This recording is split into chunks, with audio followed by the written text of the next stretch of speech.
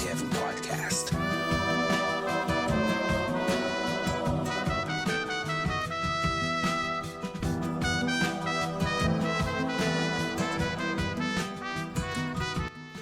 Yo, what's up, everybody? Welcome back to the podcast. Today, I am joined by the one, you've seen him on my channel, yeah?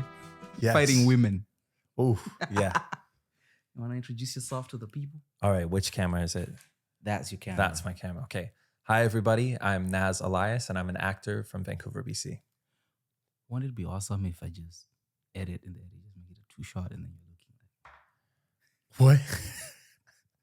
What? I don't know what you mean. Never You know mind. what? You can do the editing. Yeah, you can do whatever you want. All right. How's your day? Day's been pretty good, man. Day's been really nice. How about yours? Mine has been the same. Going to school, coming back home. Pretty tired, but... Tired. Yeah, because we've been going since February. From film school. Film school, yes.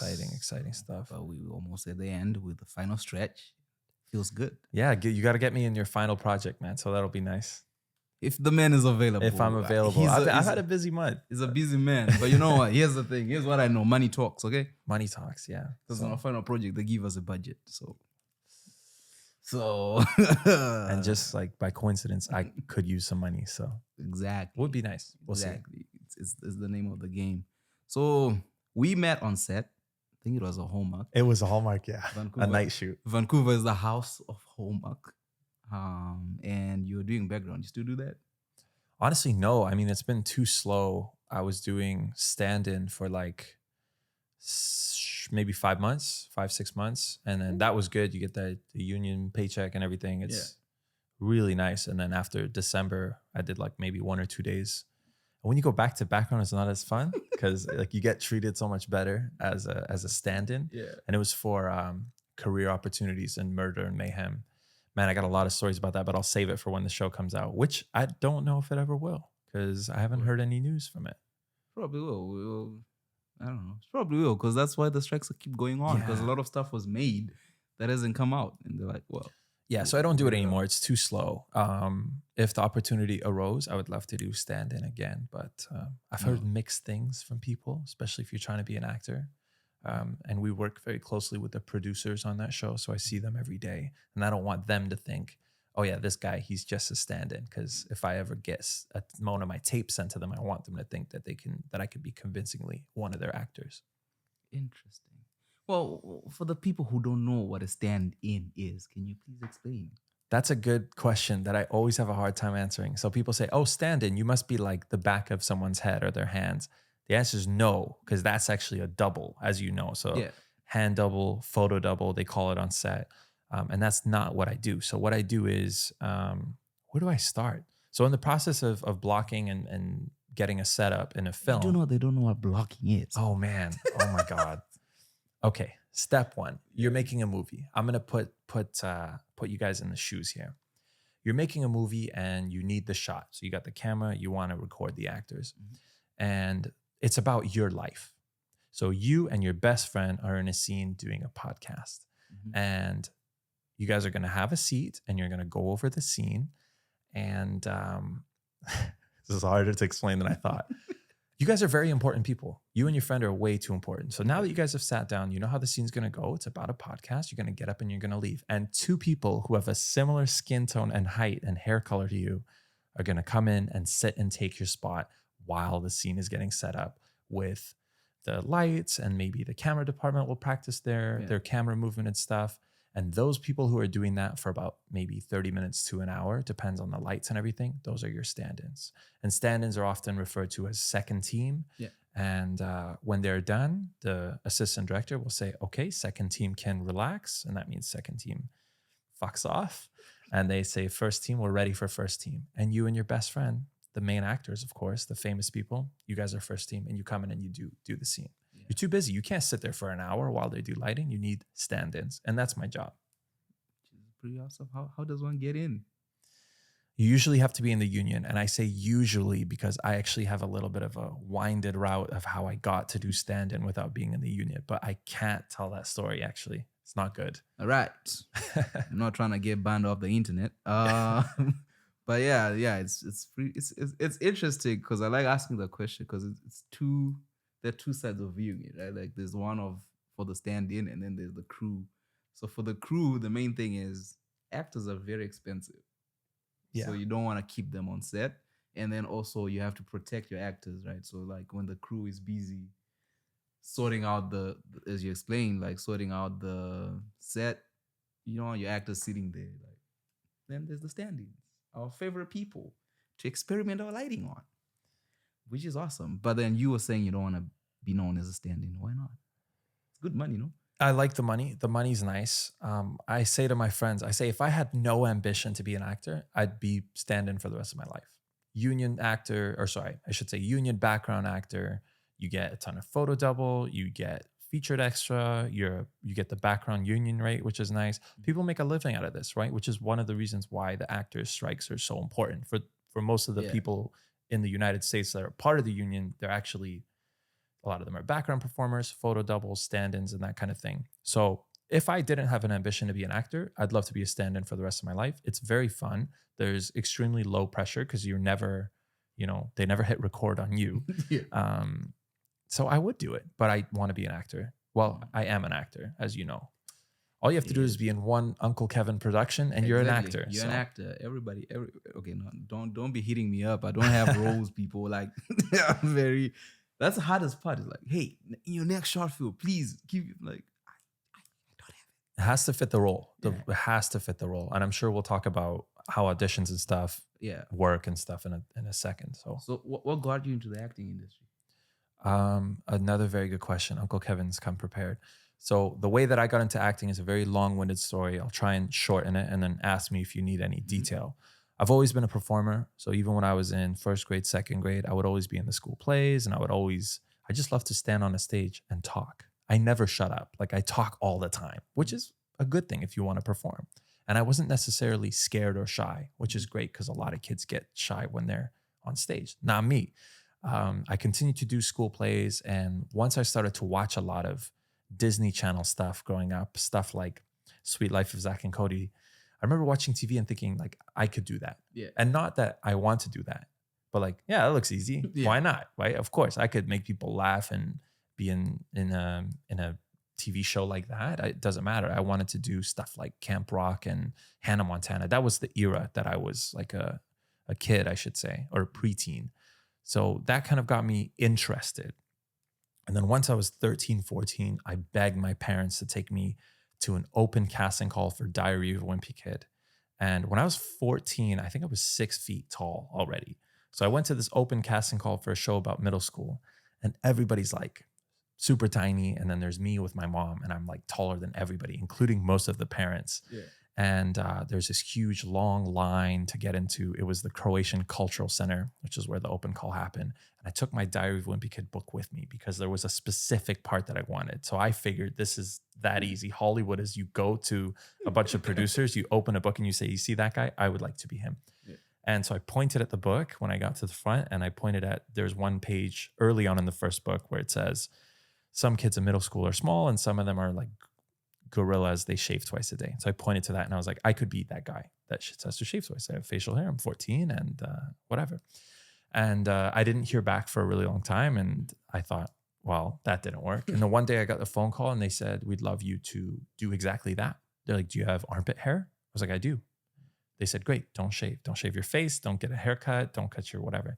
And then if you watch the Diary of a Wimpy Kid trailer for the first movie on YouTube, you'll see me in that scene. So technically not a role, more like a featured extra background, but it was my first thing. But I was 14. Now you're probably wondering why in my 20s am I still continuing to be an actor? And that is, I've kind of gone back and forth between what I wanted to do. Went to college, dropped out of college, sort of. And the dream of acting is like something you cannot plunge it down. It keeps coming back up. Yeah. And that's the most gross analogy ever, but it's never disappeared. And so I'm here giving it a real go. Nice. I like that. Wow. Diary of a Wimpy Kid, 14. What do you remember on being on set then? Were they nice? Oh, I loved it, man. It was magic. The one smell that stays with me is like the fresh paint on the walls because they get all the set and stuff ready. So the smell of like crafty for the first time, hanging out with a bunch of kids your age. And I just had a wonderful time. It was filmed over the summer too. And it was just magic, man. It was amazing. I knew this is what I wanted to do. I was just sad I had to go back to school after. And no one believed me. Nobody believed me. I was like, guys, I was in a movie. Like, you guys are going to see. And everyone's like, no, like, no, you're not. And so They just put you in a trailer and cut you. luckily, yeah. So somebody messaged me randomly on Facebook. This was the time of Facebook. And they're like, I was just at the movie theater in Metrotown and I was watching The Tooth Fairy. And in the previews, we saw you on the big screen and we screamed. I was like, oh my God, I'm in the trailer. I went on YouTube, found the trailer. I was screaming. I was like extremely excited. And it's one thing to be in a movie, but when you're in a trailer, man, people don't even have to watch a movie to have seen you. Yeah. So I keep thinking about all the kids around the world that probably laughed at that moment. And, it made me feel really good. So that's pretty amazing. And then from there, you went to school. What did you study? So when I graduated high school, I wanted to be an actor, but I didn't know what to do.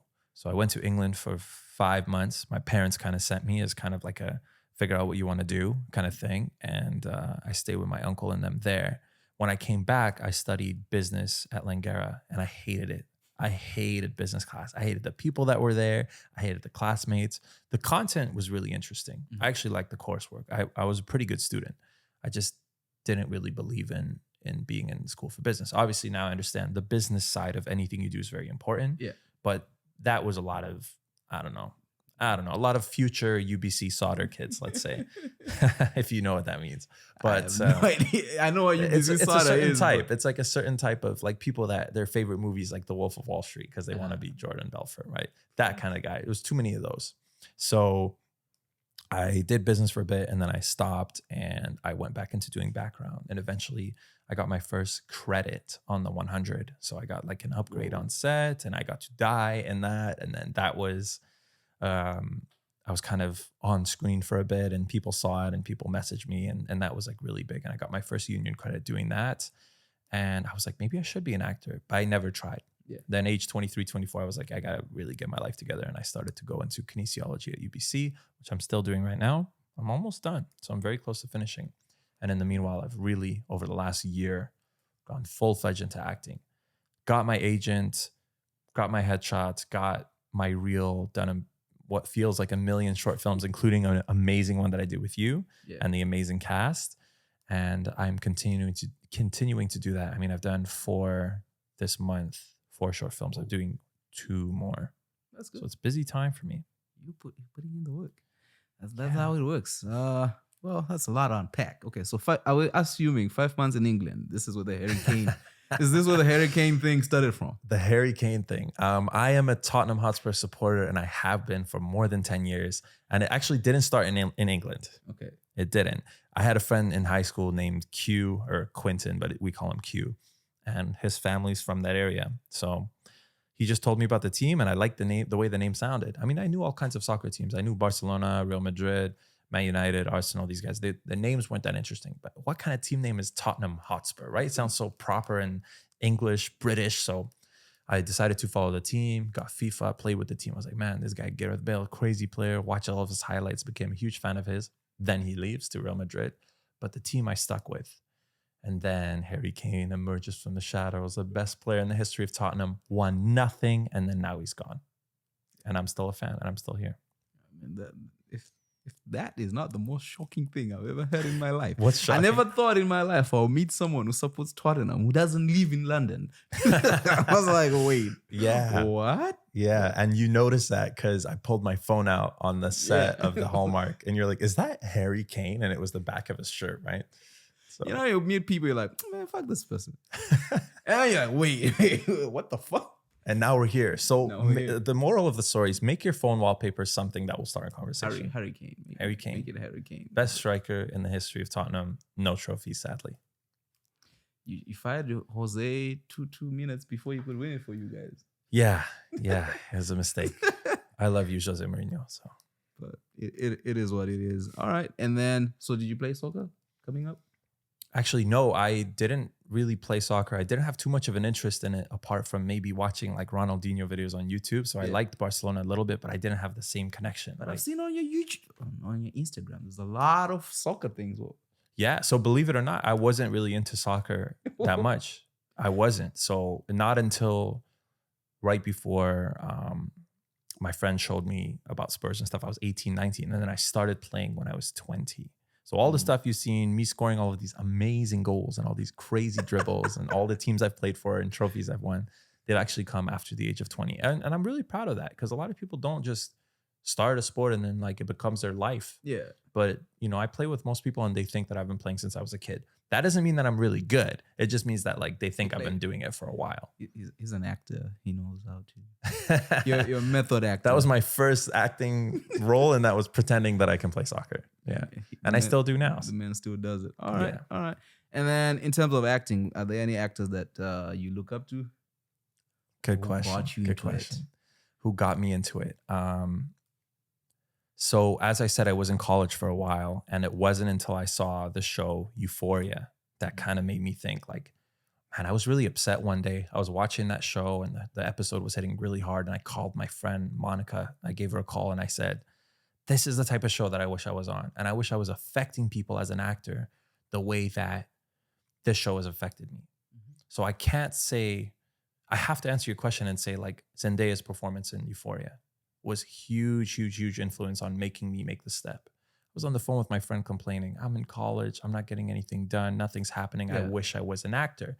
And she said to me back, it's not too late. You could still do that. You can still, and that kind of got the wheels sort of turning. And so her as one single person in that show got me into it right now. Now, if you mean other actors that I look at in terms of inspiration and influence and stuff, I'm a very, very big fan of Timothée Chalamet. I really like his work. He's a brilliant actor, I think. And I like what he's done in Dune, and I like what he's been in other stuff, and he's pretty funny, and he seems like a really cool guy. If we're talking old school, my favorite actor all time is Robert De Niro.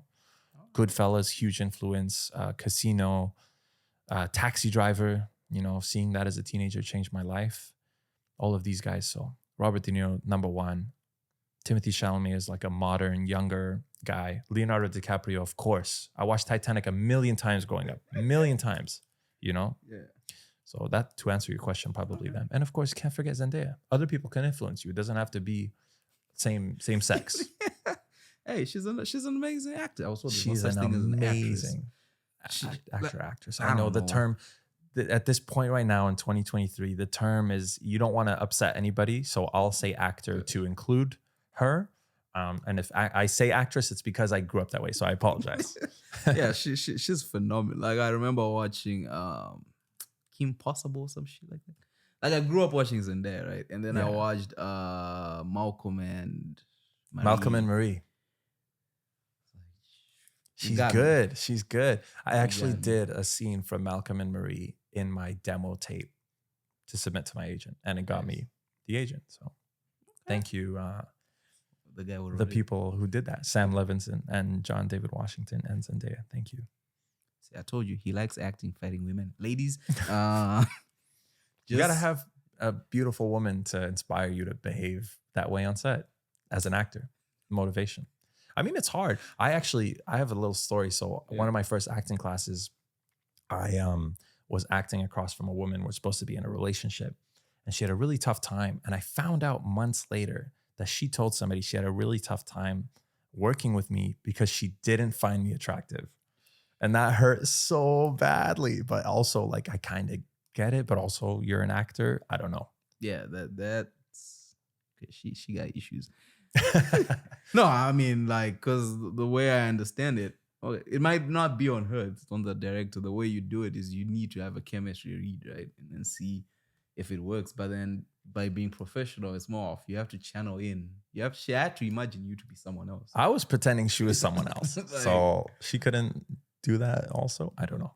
But it's her world. It's her choice. Let's just say if you're supposed to be in love, it does help when you find the other person attractive a little bit. Which makes it very hard. Like like in school we break down shots, and you notice that in a lot of love stories, it's a lot of single shots because the chemistry is not there. Interesting. So they'll just be like, okay, couple, okay, let's move on from this because sometimes the people will be fighting because big stars, egos, and whatever. So it's like, what can we do to make it work? So where do you see yourself in 5 years? That's a great question. So in 5 years, my goals are to have a few like credits under my belt from Vancouver, and to have somebody based out of Los Angeles or in the United States, to have a representative out there, and to have like a social media kind of following. I also want to have by then like a really big social media presence in terms of like maybe TikTok, Instagram, whatever is in the future. We don't know. Right? Yeah, like 5 years the ago. man has 0 posts, by the way. Yeah, that's what I'm working on. So it's all gonna come out at the same time. So don't worry. 0. This might be the first post. I didn't stalk him, but And new headshots are gonna come out soon, so that's why there's no posts. So see, yeah. right? Yeah, you gotta build it. It's a story, it has to be told a certain way. And I had to start from fresh to get rid of my old story, which was I wasn't an actor, and now I am. So everything has to change and start fresh. Yeah, you're right. No post. It's bad. I want to get like I want to do like a post for every single thing I do. All right. You should ask myself. Was it myself? Yeah. It's like, oh yeah, now I have someone handling my Instagram. But Marcel has someone handling his Instagram. Yeah. So who the hell have I been DMing? Is that him? No, it's him. But like the posting and stuff. Oh, the posting. I was gonna say like, man, I'm like, yo, Marcel, great work on. He was on The Covenant. Yeah. Guy Ritchie's The Covenant, and I watched that, and he was amazing in it. Oh yeah, he killed it. See, I wanted to rename the podcast I did with him. Guy Ritchie's actor. Yeah. Comes here, but I'm like, nah. I want to do like a little shout out to Marcel because I met him on set of Snowpiercer. We were both doing background, and I was still in the stage of how am I going to go about being an actor? And he guided me a lot. He's directed me towards Al Miro, who is my acting coach. And he strongly advised me to take classes with him and to get my headshots done with Ian Red. And he was really pushing me. Like, you know, when sometimes you say to somebody, hey, I recommend this place or this, and you're like, yeah, sure. Marcel would text me a million times the next day. Have you emailed him yet? Have you talked to this guy? Have you done your headshots? Or are you just sitting around hoping for it to happen? So thanks to Marcel for pushing me. And further, he plays an Afghan person in The Covenant, and he is not Afghan, but I am. Yeah. And he did a phenomenal job with the accent. It's hard to do. A lot of people, they speak Persian Farsi, and so it's a certain way. And he did the best Afghan Dari Farsi that you could possibly do. And I loved it. And my parents loved it too. I showed them. So very proud. Pretty awesome, man. Go check out my absolute Marcel. Okay, after this. Yeah. After this one. Especially if you're into acting, he gives a lot of tips. I wish I didn't do a lot of like those cut snippets, but because what he did is. What do you mean? I didn't do snippets. So like I did with the girl where I chop it up and post it on Instagram and stuff. I didn't do that with his because I got lazy. But like he was talking a lot about acting. I was like, I don't know what's beneficial or not, but he was just going off. Me and Marcel both talk a lot, and I think I edge him out a little bit. I think I talk a little bit more than he does. But Marcel took over the podcast. He did his. I was like, all right, okay, I'll answer your questions, bro. But nah, that's pretty awesome. And then, so in 5 years, LA, that's the goal. LA is the goal, man. Like, I'm hoping not to just have credits. Like, of course, with acting too, you can't just say, okay, in 1 year, I want 1 credit. In 3 years, I want 3 credits or something like that. I want to be a series regular. Of course, these are like ambitions. This is where you want to be, but so much of it is out of your control. Yeah. I could do a series regular. I could find out about something. Well, I would say tomorrow, but then the writer's strike. But I could have something like that. Or 5 years from now, that's when the time is right. And it's all timing. I'd like to be in 5 years' time, LA, some recurring or recurring guest star or recurring or series regular kind of experience. I'd love to travel for the purpose of filming stuff. And I'd love to have my own apartment in downtown Vancouver. Downtown? I don't know if I could afford it, but I'd love to have one overlooking English Bay. Why? Why downtown? I like it. I know a lot of people, it's mixed reception, but I like being out there. Maybe kids, man. Fuck, why not? I don't care. It's like Vancouver. I like Vancouver. Right now I live in New West, so it's not bad, but I live on the other side of the Queensboro Bridge, the side that always has traffic. And so getting anywhere is a bitch. So US sucks, man. Those damn hills are like, phew. Yeah. Like, man. But there's nice people there, and it's a nice little neighborhood, but it's just time for me to get out, you know. Go downtown. All right. Maybe downtown. We'll come see. Or I'm going to be Uncle Kevin's roommate, and we'll make a reality show about that. Yeah, like my plan, like my game plan is to get like a whole house. Okay. Make it a content house. Like the Mr. Beast house or whatever. Something like that. Yeah, because it makes sense. Like when I see that, I'm like, it makes sense. You have because locations are a bitch.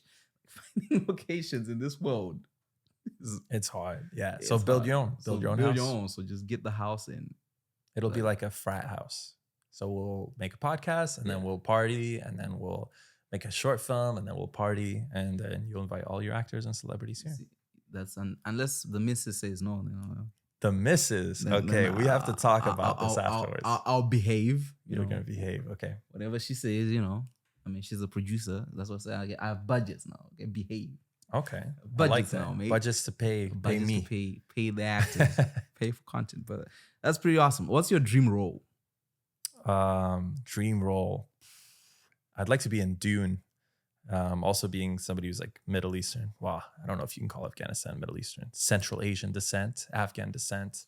And the original Dune book was based on so much of Islamic and Middle Eastern cultures and stuff like that. I'd love to be in that. So that's something that'd be perfect for me. And then working with Timothée Chalamet, Zendaya, Oscar Isaac, these guys all in the same movie. That would be my dream role. Or maybe like Euphoria season 3, if it ever comes out. Didn't Oscar Isaac die? Huh? Didn't Oscar Isaac die? He did, but he's probably got flashbacks. He's gone. Read the book. Oh, shit. I didn't read the book. I don't know. Read the book? Hey, it's a good book. It's really How many well written. volumes are there? Because I know It's a lot. And then Oh. when Frank Herbert died, his son started writing. So I haven't read those ones. So I don't so know. you think there'll be a volume 3? Who knows, man? I mean, like, I know that they're the first 2 Dune movies, so the one that came out and then the one is coming out. Yeah. It's part 1 and part 2 of the book. And then there's another couple of books afterwards by the original author. I'd love to be in something like that. I don't know who or what, but All right. that would be cool. Well, the director's Canadian, so we can. Denis Villeneuve with his Quebecois accent. I would love to work with him, man. His daughter is a director. So Is she? She just did her first shot. No way. Exactly. Man, have you heard Denis Villeneuve talk about like the sound design of Dune? It's crazy. Like he's so invested in that. Yeah, I haven't heard. No, the sound. I know Sicario more than. Yeah. Dune. Okay. Sicario, because Sicario had beef with it. Yeah. Did you like Blade Runner? Yes, I did. But Blade Runner, I didn't like the pacing, but then that's his thing because Same. A lot of people said that with Dune as well. The pacing. the pacing, but then that's his thing though. Yeah. Because at least for him, I like it, but whatever. It's beautiful. It's a painful. It's a beautiful slow death. Yeah. Yeah. But But he's awesome, man. And speaking of like directors like him, like Denis Villeneuve, I mean, my favorite director ever is Martin Scorsese. Of course, his work with so many films in so many different decades. Like a lot of people don't understand or don't know, I would say average people, they don't know that he's done stuff like Goodfellas and Taxi Driver and also Wolf of Wall Street, films that are much more recent and extremely interesting. And I'm really excited to see Killers of the Flower Moon coming up. He would be my dream person to work with. But I'm not Italian, so I think if there's anything like The Irishman or something, I would never get a part in that. Or you get the, the dying soldier. Yeah, maybe I just fucking, I don't know, cab driver, whatever the fuck we end up being in movies. Talk about race in film. It can be to your advantage and sometimes disadvantage. Because I always struggle with that. Like, when you're on the outside looking in, it's like, fuck, why don't they write about this race, that race? And then you start writing, and then you go on a casting call, and then you see the people there. You're like, okay, who is this character? Yeah. You got to love the open ethnicity call. It's like, you know what? Any ethnicity we encourage, BIPOC people and LGBT people, this is for any ethnicity, any sexual orientation, doesn't matter. And your agent will say like, yeah, it's meant to be someone who's not white. And then you go there and everyone's white. It's like, okay, so you guys just writing open ethnicity for the sake of fulfilling something? Because I'm looking around the room that I'm sitting in right now and everyone's white except for me and like one Asian guy. But you'll be shocked. Those are the only people who show up. What do you mean? When you put it out, right? When you put the casting call, the people who respond. Oh, well, I mean, statistically still, I mean, I'm sure you've seen more of this than I have because you're on the side of getting people submitting to your stuff. Yeah. But it's still a lot of white people. Yeah. It's still a lot of white people. And that's okay. White people exist. They have stories. They're allowed to have their stories. Sure, it's fine. But we have to just be conscious of the fact that they get a lot more roles and a lot more roles are written about them. And that's okay. There will be, maybe I will write more stuff about people from the Middle East and the character names are going to fit me, right? How are you going to have something say open ethnicity and the guy's name is like Kevin? Yeah. Like you. Do I look like Kevin? This is Kevin, right? It's not going to work. Like Jim. I can't be Jim. You play Jeff. I can't be Robert. I know, but like you should. You cast me, we'll start changing the names of stuff because it doesn't make sense, I guess. Like, because Afghans don't do that. Like, I know in like a lot of, I guess, Indians that have lived here for a while, like they start naming their kids names that kind of work for both. But like Afghan names, like that's not an Afghan name, right? I can't pass. My parents would never name me like Jim or Robert or whatever, or Kevin or something like that. So who is it up to? It's a good question. I did a short film recently where the name of the character is Kai Watanabe, right? And that's a very Japanese name. Interestingly enough, my middle name is Kaiser, so it's Kai, right? But I spoke with the producer and I said, I know initially this wasn't meant for my ethnicity, but since it's changed, can I change the last name? The last name's never spoken. It's only in the credits. And I told her how important it was for me to have my representation, even if it's in the credits. So her and I together, we picked an Afghan last name, which is the first time I've ever played an Afghan character. Why not, right? If I can slowly kind of make it normal that I'm playing roles that are like me instead of open ethnicity stuff. Okay, for white people it works, of course. Jim, Robert, Kevin. For Asian people it works. They have a lot of times they have a white name and an Asian name or whatever. And for black people, of course, it works too and stuff like that. But oftentimes for Middle Eastern stuff, there's not a lot of roles. Where's the Ibrahim at, right? Where's the role for Ibrahim? It's not open ethnicity. It doesn't really happen. So maybe it's on us, on me, and on people that I work with to say and suggest that. Switch it up. That's actually it's interesting because I know one thing. Like we had a problem in my class, writing class. One girl, I don't know how to name my characters, so she named them ABC. I hate that. And then the teacher was like, "No, you have to name them." And then she went and called them Ashley, Bridget, and Carl. It's still ABC because her thing was until I see the face, I cannot put a name because all the names. What do you think about that? Do you agree with that? Because I don't. Agree, but no, with her point, I didn't agree with it. But like what I did because the name Jeff, I don't know if you watch WWE. One of my favorite wrestlers was Jeff Hardy. Jeff Hardy. so everything. And then you saw me and you're like, dude, you're just like Jeff. For me, it didn't. Because the thing is, I don't then focus on the name. It becomes about the character. Because in my head, the character is I see the character. I don't see Jeff. I don't see whoever. I see. And then so that's where I'm like, right now, what I did in my new script, for the final school is I was like, because my character is based on people that I know. I literally named him after one of my friends. So I was like, fuck it. And then the school is like everyone was struggling with reading the name. Like, what? So I feel like some names, they kind of are associated with certain types of people, right? I mean, like look at like Karen, right? Or even Chad or stuff like that. So do you have names that when you write something, you're like, okay, I'm going to pick this name because this sounds like a hot girl name, or like this sounds like a nice guy, or this sounds like a bad guy? Do you have any of those? No, not really. Because mostly for me, it's just my friends. Like most of my actors. So Rachel is basically one person. She knows herself.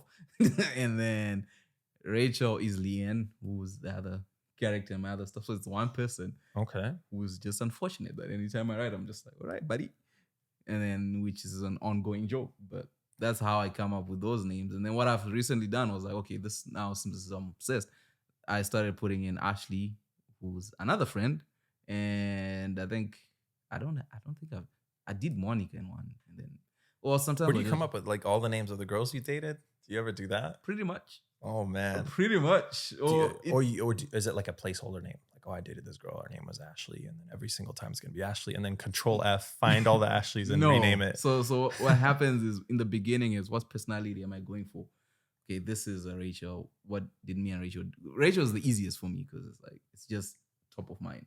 Okay. And then Ashley, I had to force myself to be like, okay, you need to come up with a different name. And then I did. And then I recently did Maria because I'm just surrounded by Marias. So I'm like, okay, boom, I'll put you in there. Because before Maria, I think it was Linda. And then, because I was trying to move away from these, as you say, white people names. But then it's like, it's so hard to find non-white actors. I want to make a point real quick. I'm not saying like all of a sudden like you need to have like a freaking, I don't know, like the most random names. Like you must have an Afghan name or a Persian guy or an Arab. But no, my point is like, let's say you cast for open ethnicity and it says like John Wilkinson, something like that. I don't know if that's you. If your name is John Wilkinson, my bad. First thing came to mind. And then if I get cast in that, I really hope the producer is Was able to have willing a to switch. conversation. Yeah. Right. If it's going to be John, can it be, I don't know, John something? Like we can have the name. Actually happened to my acting teacher. He got a role recently or I should say last year, but it came out recently in, what the heck is this called? It's an Amazon freebie, Puppy Love, with Lucy Hale and Grant Gustin. And his name was Hunter something. And then they changed it to be an Italian last name because my acting teacher is half Italian. That's nice. That's them working with it. And it changed the character. Then he had an Italian accent the whole time. That's what I like. I like when people are open-minded. Yeah. So again, you don't have to change it for all your casting calls and stuff. You can keep the character. And if you're dead set on the name, this isn't the villain and it's the name of the person I hated most when I was 12 years old, keep the name. It's fine. But I'm saying it's just nice when people are open. See, yeah, that's actually a very different take. I had never thought of that. Never thought of it. Yeah. I'm not going to ask every single person, but if the name doesn't matter that much, and also not just the name, but sometimes backstory. Like I think I read yesterday that in Ted Lasso, have you seen Ted Lasso? Nope. I refuse to watch it because of Twitter now. It's okay. They lose in it. So maybe you'll like it. But Ted Lasso, one of the players, Sam Obisanya, was initially supposed to be from a different country. But because the actor is from Nigeria, they made him Nigerian. And then they made him, the story about him getting to the Nigerian national team, which I like. It's like, can you change a small detail that's not that important? If yes, then do it because it means something to those people. And I hate seeing people who aren't Afghan play Afghan roles. But there's not a lot of Afghan actors and a lot of people that are Persian. They're like, well, we speak the same language and it's not exactly the same.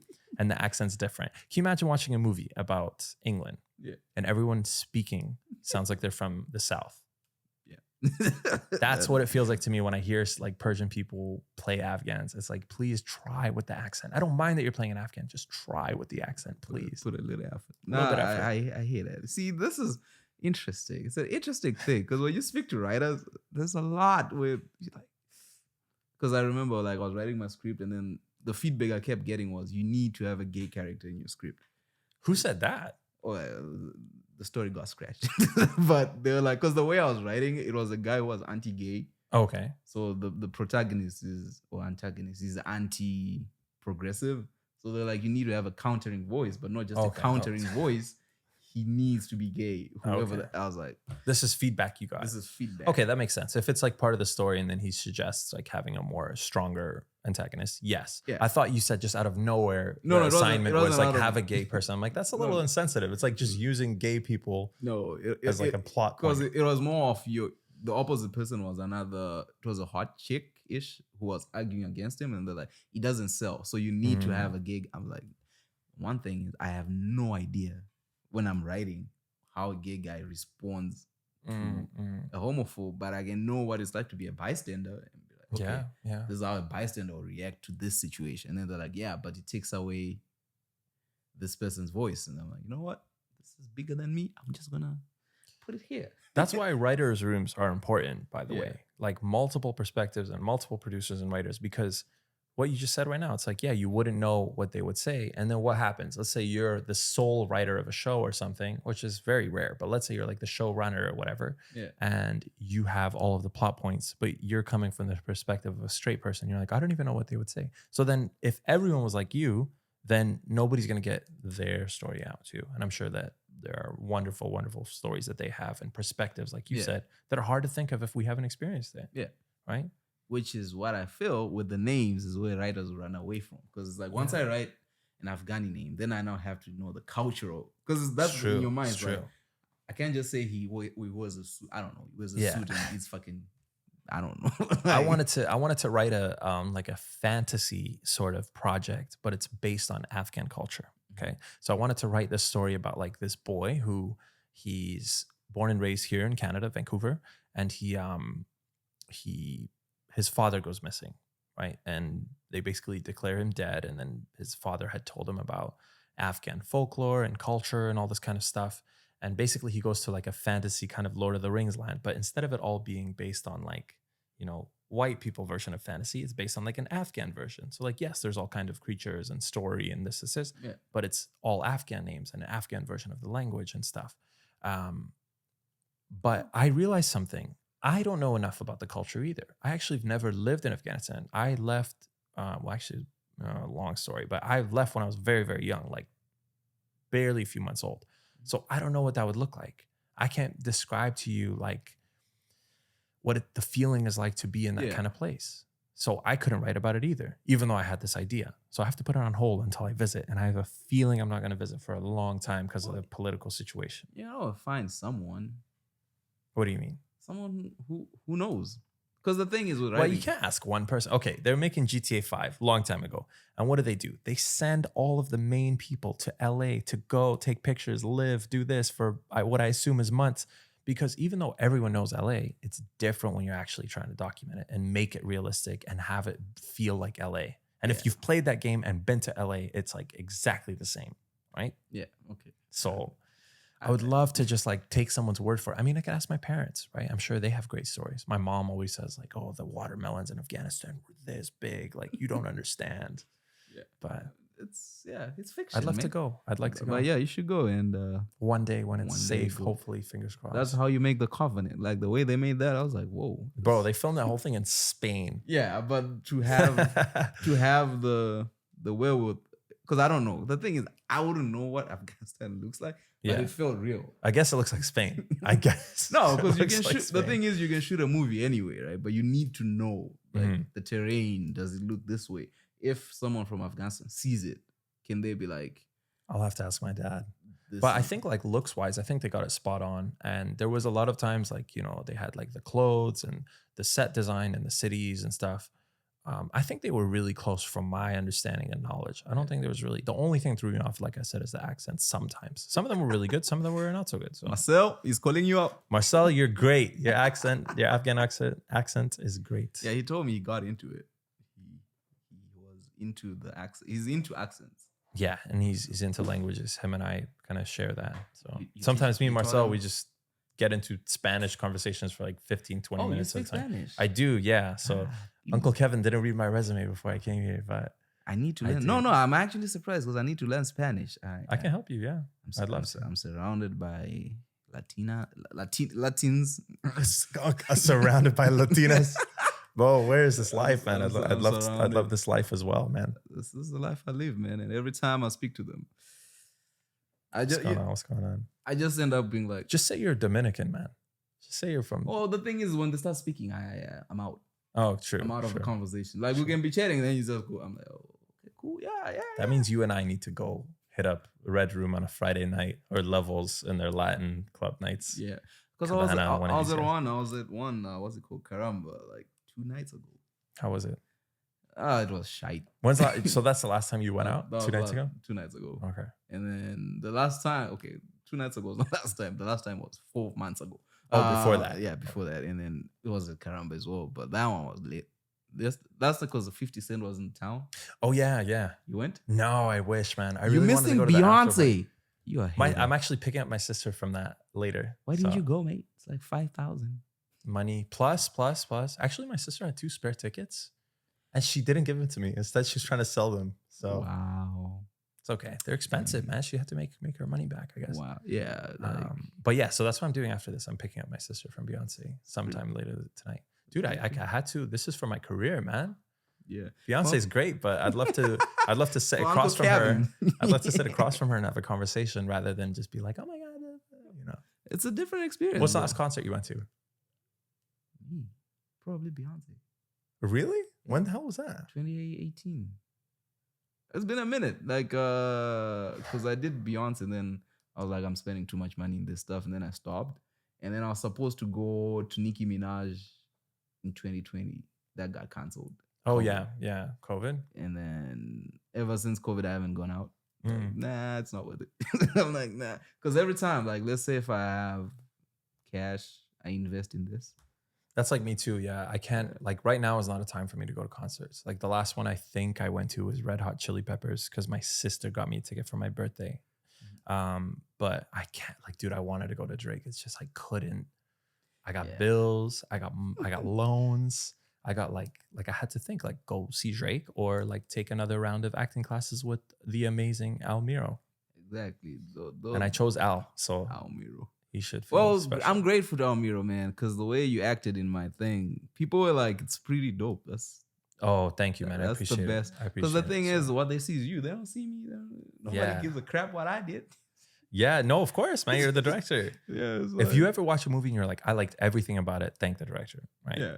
Everything. The acting was good. This is this. Or if you see a lot of actors that you don't really like, and then in this one movie you really like all the actors, it might be the director. Or all of your favorite actors are really bad in this one movie, it might be the director's fault. You don't know. The director and the editor. The And I editor. like editing. Editing's important too, yeah. Because editing, I've seen like, I did one for this guys. We won an award. So if you need editing, hit me up. I'm actually very good. But we did it. And I was like, oh, dang. Because like when you're editing someone's stuff, you see all the mistakes. Like, Editors save actors too. Like I know in your short film that we did, there was the argument scene in the kitchen and I was struggling to get there. Yeah. And it was just like a really long scene and it was the end of the day and we were all very tired. And also we like, for some reason, I got the lines for this the same day that I was filming it. So I didn't have time to practice. It's called student filming, okay? Student films, yeah. But yeah, I was really having a tough time. So the lesson I took from that is you have to know your lines inside and out, 100%, 200%. While you're doing the dishes, while you're doing something else, you should be able to say them perfectly because then you're going to be in it in the scene. I think I just unlucky circumstance. I didn't have the opportunity to do that. Yeah, that day it was a learning moment for both. It's fun though. Because I listened to one guy, he was like, for actors, knowing your lines is the least thing you can do. Because the thing that happens is... You mean like the least you could do? Or do you mean like it's not important? What was he saying? No, as in, if you don't know your lines, you don't need to be there. Because it's expected. Of course. Because the main thing is when you show up, right, it's about finding the emotional beats. It's about finding like, okay, how do we block the scene? Mm-hmm. And then if, let's say, you're like, hi, my name is John. Mm-hmm. Line... Yeah. Everyone else was concentrating on your performance. Now everyone's like, oh shit, where's the script? Mm-hmm. What's the line? And then what we're trying to find is, okay, where they're standing, it doesn't work. Let's switch it, right? So now we're all focused on the performance. So he was just like, knowing your lines, once you know them, when the director's like, okay, move here, in your head, it's not like, what was my lines? Okay, I need to move here. Like, so that was for me. I was like, okay. And that thing where I learned was, because what I was doing, I was just trying to put out as much short film as possible. But now I'm like, I want to make quality. So it's like, you have to send it a week, 2 weeks earlier and then be like, all right, go. So you weren't trying to make quality when it was with me? No, it wasn't. I wasn't trying to make quality. It was in my head. I was, how would I say it? Overconfident. Okay. My thing was always, I need to find if I find good actors, they'll just read the script. And boom. Like Marcel, if you give Marcel the script, I have no idea how he does it. He's insane, like insanely good. I remember the one thing he told me, he's like, the best actors, they go to set, they fucking smash it. He says something like that. They go to set, they fucking smash it, and they leave. There's no, oh, well, he fumbled the lines and he took his time and he was late and all this like ego stuff. He's like, the best actors go in, kill it, and get the fuck out. Yeah. 2 takes. He's like, that's all you get sometimes. 2 takes. Go in, 2 takes. Okay, moving on. Or we're going to turn around or whatever it is. So I took that from him because obviously before you get into acting, a lot of people think, well, it's okay. I'll have a lot of opportunities anyway. If I mess up 1 take, they'll have like 5 more takes. Yeah. No, you don't, man.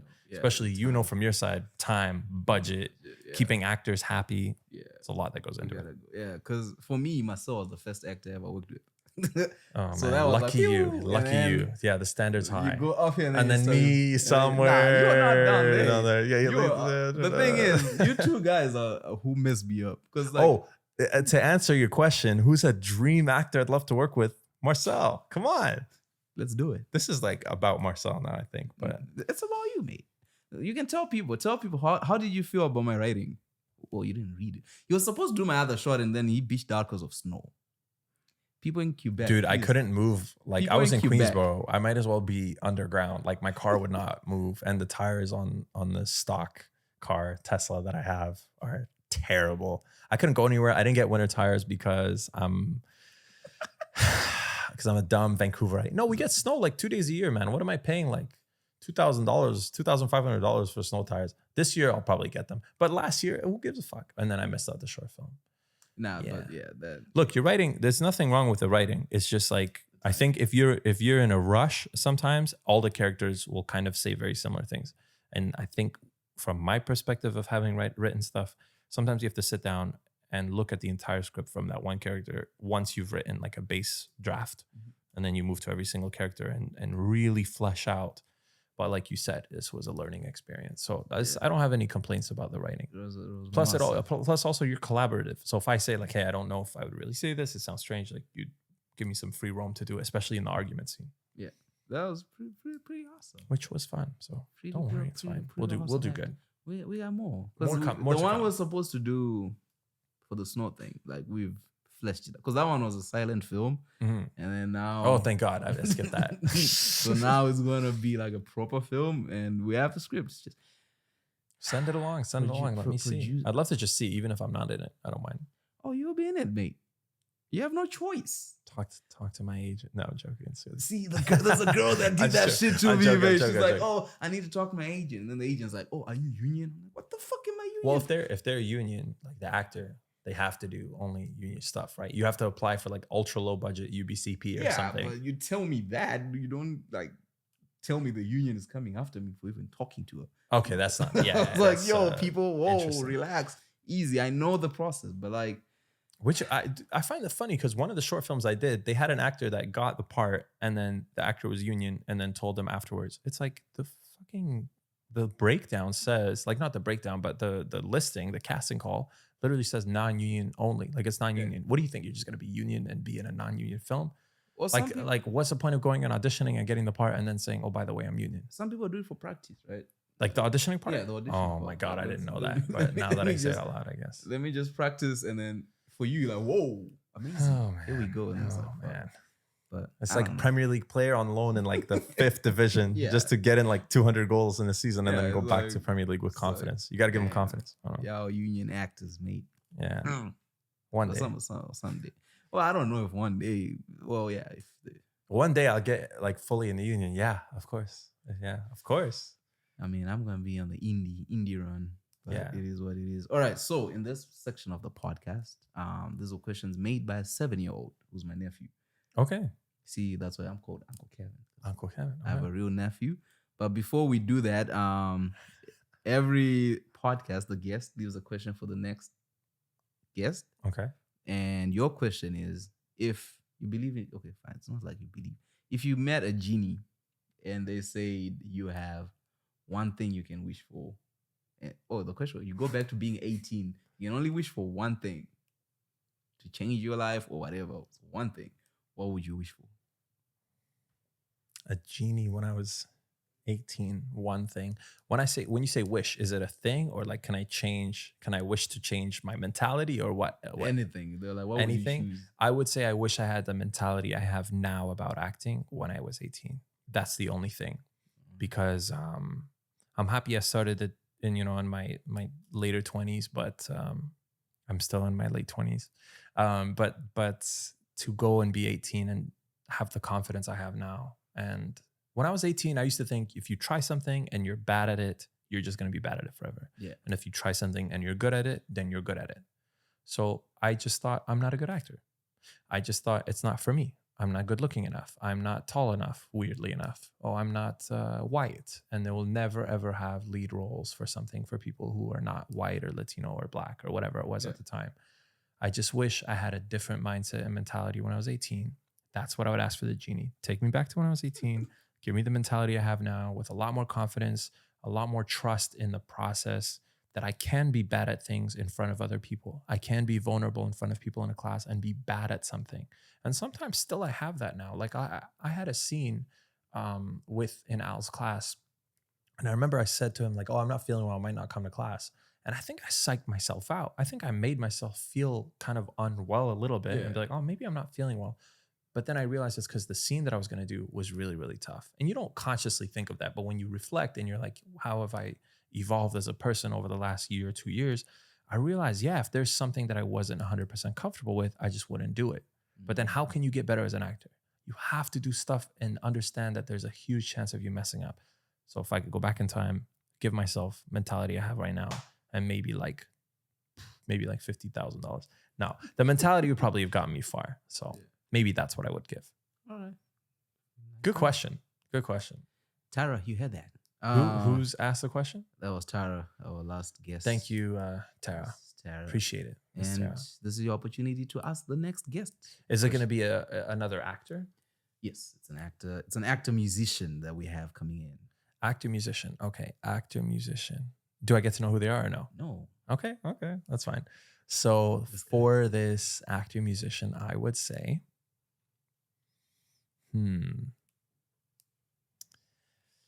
you get to work with an actor and musician in one project. It can be a film, it can be a song, it can be an album, but it has to be in a, oh, this is tough. Hold on. I was about to say in a genre of music that you've never done, but then what am I going to do about the actor? So let me change that. Let's say you get to work with a singer or a musician or an artist from an era before you were born. So they're making music before you were born. Who would it be? And if it was an actor, it has to be a film that it was before you were made. Sorry, the film was made before you were alive, before you were made. Damn. Yeah. Okay. So actor, musician, pick one of each from before your time that you could have worked with. That's an interesting question. You know, I always struggle with this when I'm in class. They're like, all right, have you seen this movie from the 70s? I'm like, What movie? I'm curious. it's Do you always know? before my time. I haven't. Okay, The Shining. Oh yeah, I saw that last year. First time ever. Yeah, It was good. I watched this year. And then What did you think? It was pretty cool. It was I really pretty liked it. honest. It's There's a pretty- lot of stuff that's still like very creepy about it. Yeah, that Uh-huh. works. Blade Runner, the original one. What you think? I like the shots. Like I was told to watch it because it has great composition, which was good. Watching it actually connected for me with the Denis Villeneuve. Yeah. Because like, oh shit, now it makes sense. What? Because when I watched that one, it didn't make no sense at all. I was just watching to watch. But now it's like, So I gotta watch. I haven't seen the original. So I'll see yeah, that. it clicks. Everything Okay, clicks. Okay. And then what else did I watch from back? I watched all Tarantino movies. I've watched so a lot of Tarantino. Okay, Tarantino was, Do you have a favorite Tarantino film? yes, I would say Hateful Eight or Inglorious Bastard. I haven't seen Hateful Eight, but I've seen Inglourious Bastards, and it is amazing. Yeah. So good. Even Once Upon a Time. I'll probably end up listening. I loved Once Upon a Time in Hollywood. I loved it. I know some people, they're like, oh, it doesn't really have a story. And it's like kind of, Yeah. well, I don't know, man. Not everything has to be amazing story, amazing this, amazing that. The vibes, man. The vibes of that movie are 10 out of 10. The way that like it's set in, I think 1969, 68, something like that. And it's perfect. Like they perfectly did it. And to be Tarantino and have this like pull for a film to be like, yeah, let's just make this entire whole freeway. We're going to block it off, one of LA's busy freeways, and we're just going to put a whole bunch of cars from the 60s in there. Yeah. And to be able to do that and have us watch it, it puts us in that time Oh, period. yeah. And how sick is performances from DiCaprio and Brad Pitt and all these guys. Like they're wonderful. And of course, Margot Robbie and all these people. So, Miss Margot, Miss Margot, please one day come to my podcast. that would be awesome. Just a podcast. She was so good. She was so good in Barbie that I saw not that long ago. And also she Yeah. was amazing in Wolf of Wall Street. Her accent was so flawless. I didn't even know she was from Australia. She's from I Australia, still right? have one beef with her though. What's your beef? She's so okay, fine. She's not one dimensional. It's just that Jersey accent. At Yeah. a certain point, I'm like, please stop. Well, it was good though. It's good, but it's 10 movies. Okay, well, I haven't seen the other 10. But I will say one thing. Now, this is from your director perspective, right? Let me tell you from the actor perspective. So you're an actor and you go out for everything. You go out to audition for all kinds of stuff. You're the good guy, you're the bad guy, you're the guy with the Italian accent, you're the guy with the British accent, you're a handsome guy, you're an ugly guy. You go out for everything when you first start. And then you book something as, let's say you're a Latino guy and you book something as like the Cholo Hector. Yeah. Now casting sees that you've done that and it's in your experience. So guess what you're most likely to get after? You're going to get Hector again. And then you've seen the meme of the guy who's Hector in every single movie. You think it's his fault? He probably studied theater. He probably went to acting classes and he's done all kinds of stuff. He's done things where he's been a father. He's probably done things where he's been a bad husband. But no, he's going to get typecast as Hector because the casting knows him as that. So I don't blame actors like Margot Robbie because of course she's an amazing actor. But if she keeps getting cast in the same thing over and over again, it might be more from not her perspective, Yeah, not her choice. yeah, it's not a choice. So I'm defending actors here. I'm when just people saying. say they all play them, oh my God, this actor only plays themselves. Oh my God, this guy only does the same thing in every movie. Yeah, maybe because they're good at it and they keep getting asked to do it. Yeah, I was just saying I didn't want Bobby to sound like fucking Haley Quinn. I'm like, what the fuck? But Yeah. I'm a big Margot Robbie fan. I'm now She's great. nitpicking. I'm nitpicking. Like I've been a fan for the Oh past. yeah, we're just having fun. No, for the- she's an awesome No, I put actor. out my video actually What? criticizing Margot Robbie. I went viral. Just cut the part where you're just cut this part of the podcast because in the And then future I had to redo. I had to read. No, I didn't do, but I did one. is where I praised her. Margot Robbie your celebrity crush? Not really. She Who used is? to be. See, or are you gonna get in trouble? Most of my no, I'm good. Most of my celeb crushes once they get married, I move on. Is she married? Yeah, Who's she married to? some producer.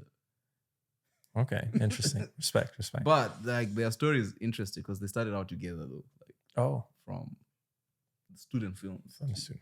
So I was like, damn, there was never a chance, but cool. She It's used to okay. be. Who is now? Now I like Ana de Armas. Yeah, she's very pretty. Yeah, in She's, blonde. there's I was like, something, ooh. I don't know, something about her eyes or something. I don't know. It's just very attractive. Yeah.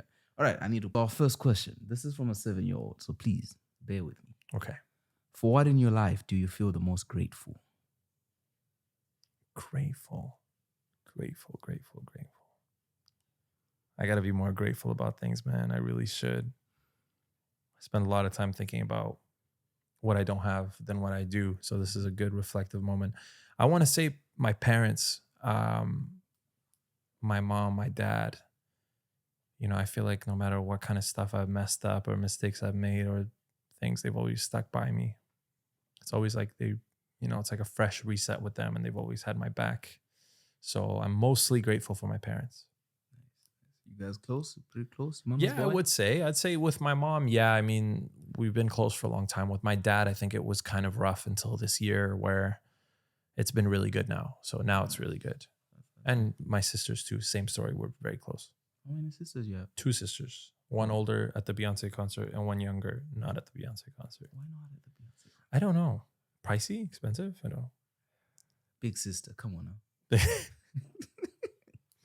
All right. If you could change anything about the way you were raised, what would it be?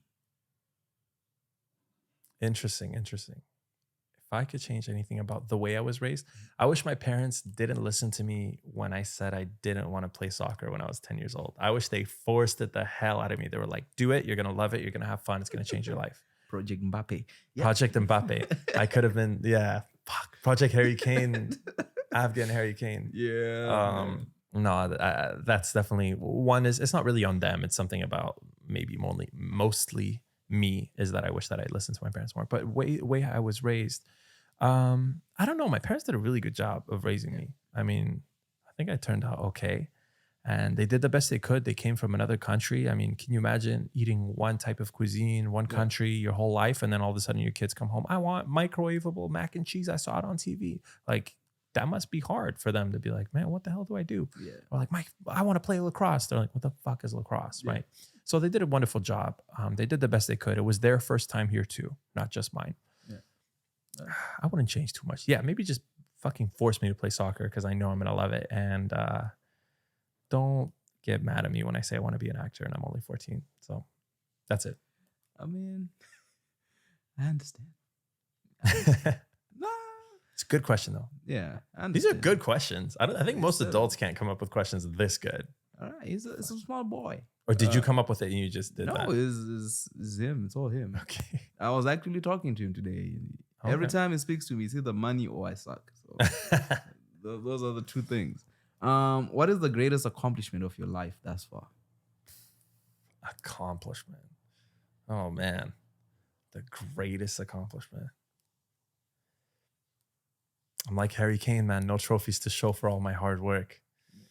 But you've achieved something. You're proud of something. You did Dad of a Wimpy Kid when you were only 10. 14. I mean, dramatic effect, right? Dramatic effect. Yeah, I was a kid. Accomplishment, man. I mean, I would even say recently getting into my agency. Mm. So the story is I got kind of accepted, or I guess like got recruited into this agency. I'm represented by Principals Talent, and my agent is Jason Ainsley. But he wasn't my agent initially. I actually had somebody else who was much newer, and they were sending me out on commercials and stuff. And I don't know if it's because the contacts weren't there, or maybe I wasn't really getting chosen by casting for other stuff. But she eventually left the agency, and Jason sent me an email that basically said, "Hey, we're absorbing her clients, and show me some stuff and we'll decide whether we'll keep you or not," which is terrifying to have to submit to your agency 2 times, right? I was terrified. I was so ready to not have an agent. So I compiled all my recent auditions and I sent it to him, and he was like, "Okay, great. We'll keep you." And I was like, "Who's going to be my agent?" And he's like, "Oh, me. I want to represent you." Nice. And I was like, "Yes." And he's been awesome. He's been great. And he's obviously the CEO and owner of founder of Principals Talent. So it's a huge, huge, huge guy in this industry. And Principals is a huge talent agency in Vancouver, of course. Yeah. And so I'm extremely pleased with that. And I think it's an accomplishment to be represented by somebody who's so incredible, right? And by a group of incredible people. Yeah. Hey, Jason, stay away from me, all right? I know you agents. He's a good one. I was there before you. You know what I mean? Stay away from me. You'll be coming like, "Did you sign this contract?" Oh my God. As long as I don't get paid for it. And I guess if it's not a union thing, I'm sure he's fine with it. And I'm saying great things about them. So yeah. Principals Talent might be your next representative. Yeah, if you're looking for, he's selling you guys to all my acting. Okay, I don't even know if we need more people or anything. It's probably a million. Did you see that video of people lined up outside of Trisco Talent? I think it was it Trisco or something? Yeah. So there's like a video on Twitter of like hundreds of people lined up in Gastown outside of a talent agency. And I was there because I was trying to get to an acting class with Almiro. And so I was like, what the hell are all these people lined up for? And I saw a sign that said open auditions for an agency. That's when I realized how many people there are in the city trying to be an actor, but also how many people don't even have representation. Yeah. Then you feel really lucky. Then you feel like you've really accomplished something just by having representation. It's a tough world, man. Yeah. People are always looking. I mean, I'm sure these guys turn down 200, 300 people a month. So yeah. And also like you need to have an open roster, right? Like sometimes what I've learned from casting, in the little casting that I've done, usually I just cast my friends, but when you're casting on the thing, the way it works is you go to an agency and then they send you their pool of people, and then you just pick 1, 2, 3, 4, and then those are the people get the auditions, and then you pick one, they come in. So the agents also need a lot of people in their pool. Because I really hope I didn't get picked just because I'm like I'm not saying you're one. Because the other thing is you need to be good, because you are the reputation of your agent. So let's say you go somewhere and then they'll be like, "Man, them people from Principals." Dude, and they have a good reputation. Like one of the things I notice about them is, I know it's very rare to get feedback from casting or anything like that, but one of the first auditions I did, like I was forwarded feedback from casting that's like, "Hey, this guy's great. He has good instincts. Like he's going to do really well. Like keep submitting him." And I was forwarded that email, which usually you don't get that feedback. So you got to be pretty reputable. You got to be pretty good at what you do to be able to circumvent those kind of things. And for him to send me stuff like that, I'm like, damn, I'm with a good agent. And also thanks that they think I'm good. Thank you. It's good, man. I did not get the part, but that's okay. I did a good job. I mean, every audition is a win. If you're in the room, you've done something right. Like you said, you submit, the agents submit the actors to the casting, and the casting will choose. And they choose me, and then I get to read for them, and that's a win. Yeah. Opportunity for me to show them what I do. If y'all don't want him, I'll keep him. We'll give you work. At the time of this recording, I'll let you know on a little fun fact. I am on 35 auditions so far. 35. From my agent. All this student film, short film, independent, I probably have like another maybe 40, 50 of those. It's a lot. So that's what you guys like, right? I like it, man. I think of it as like, it's fun. There's new material and somebody's asking you to like go and play pretend. It's like what kids love to do. So I love it. Why not? They're not like, I don't get something like something comes in the mail. It's like you need to move 50 boxes in a warehouse. No, it's like you get to be this guy in a movie for pretend and just do 2 pages of it and send it to us. It's fun. Yeah. This is our lives, man. He's like us too. The only hard part is finding people to read. That can be tough. And people to read well. Yeah. I tried reading for my friend. She never called me back again. But Aww. I was like, well, I can actually tell you what the director was thinking. And then Uncle she's like, Kevin and the ladies, man. listen, I got my bro friends don't call me. Marcel was literally here and he just took off. He's like, I gotta go. Oh, did we get back to your celebrity crush story or no? No, I told you it was Ana de Armas. Ana de Armas. Okay, Yes, yeah. I think you said that was bro. one of. She's great. There's many. There's She's Ana great. de Armas. I don't know if you know Tinashe. She's a musician. I don't know. If you've ever on my stories, I've posted multiple times. Because we basically have the same name and come from the same country, but she's American and I'm not. The other one would be. Are you gonna say Beyonce? She's married. Oh, right. Once you're married, it's over. What about relationship? Like, they You have a know, boyfriend that you don't care. Well, there's hope, right? Do I have a chance? Dude, I don't have hope of like, even if they're single, I don't. I mean, at this point, I can't think about it too much. It's too much. In my mind is I just like to know that there's a possibility. There's It might a be possibility. one in a trillion, but Okay, it's there. It's there.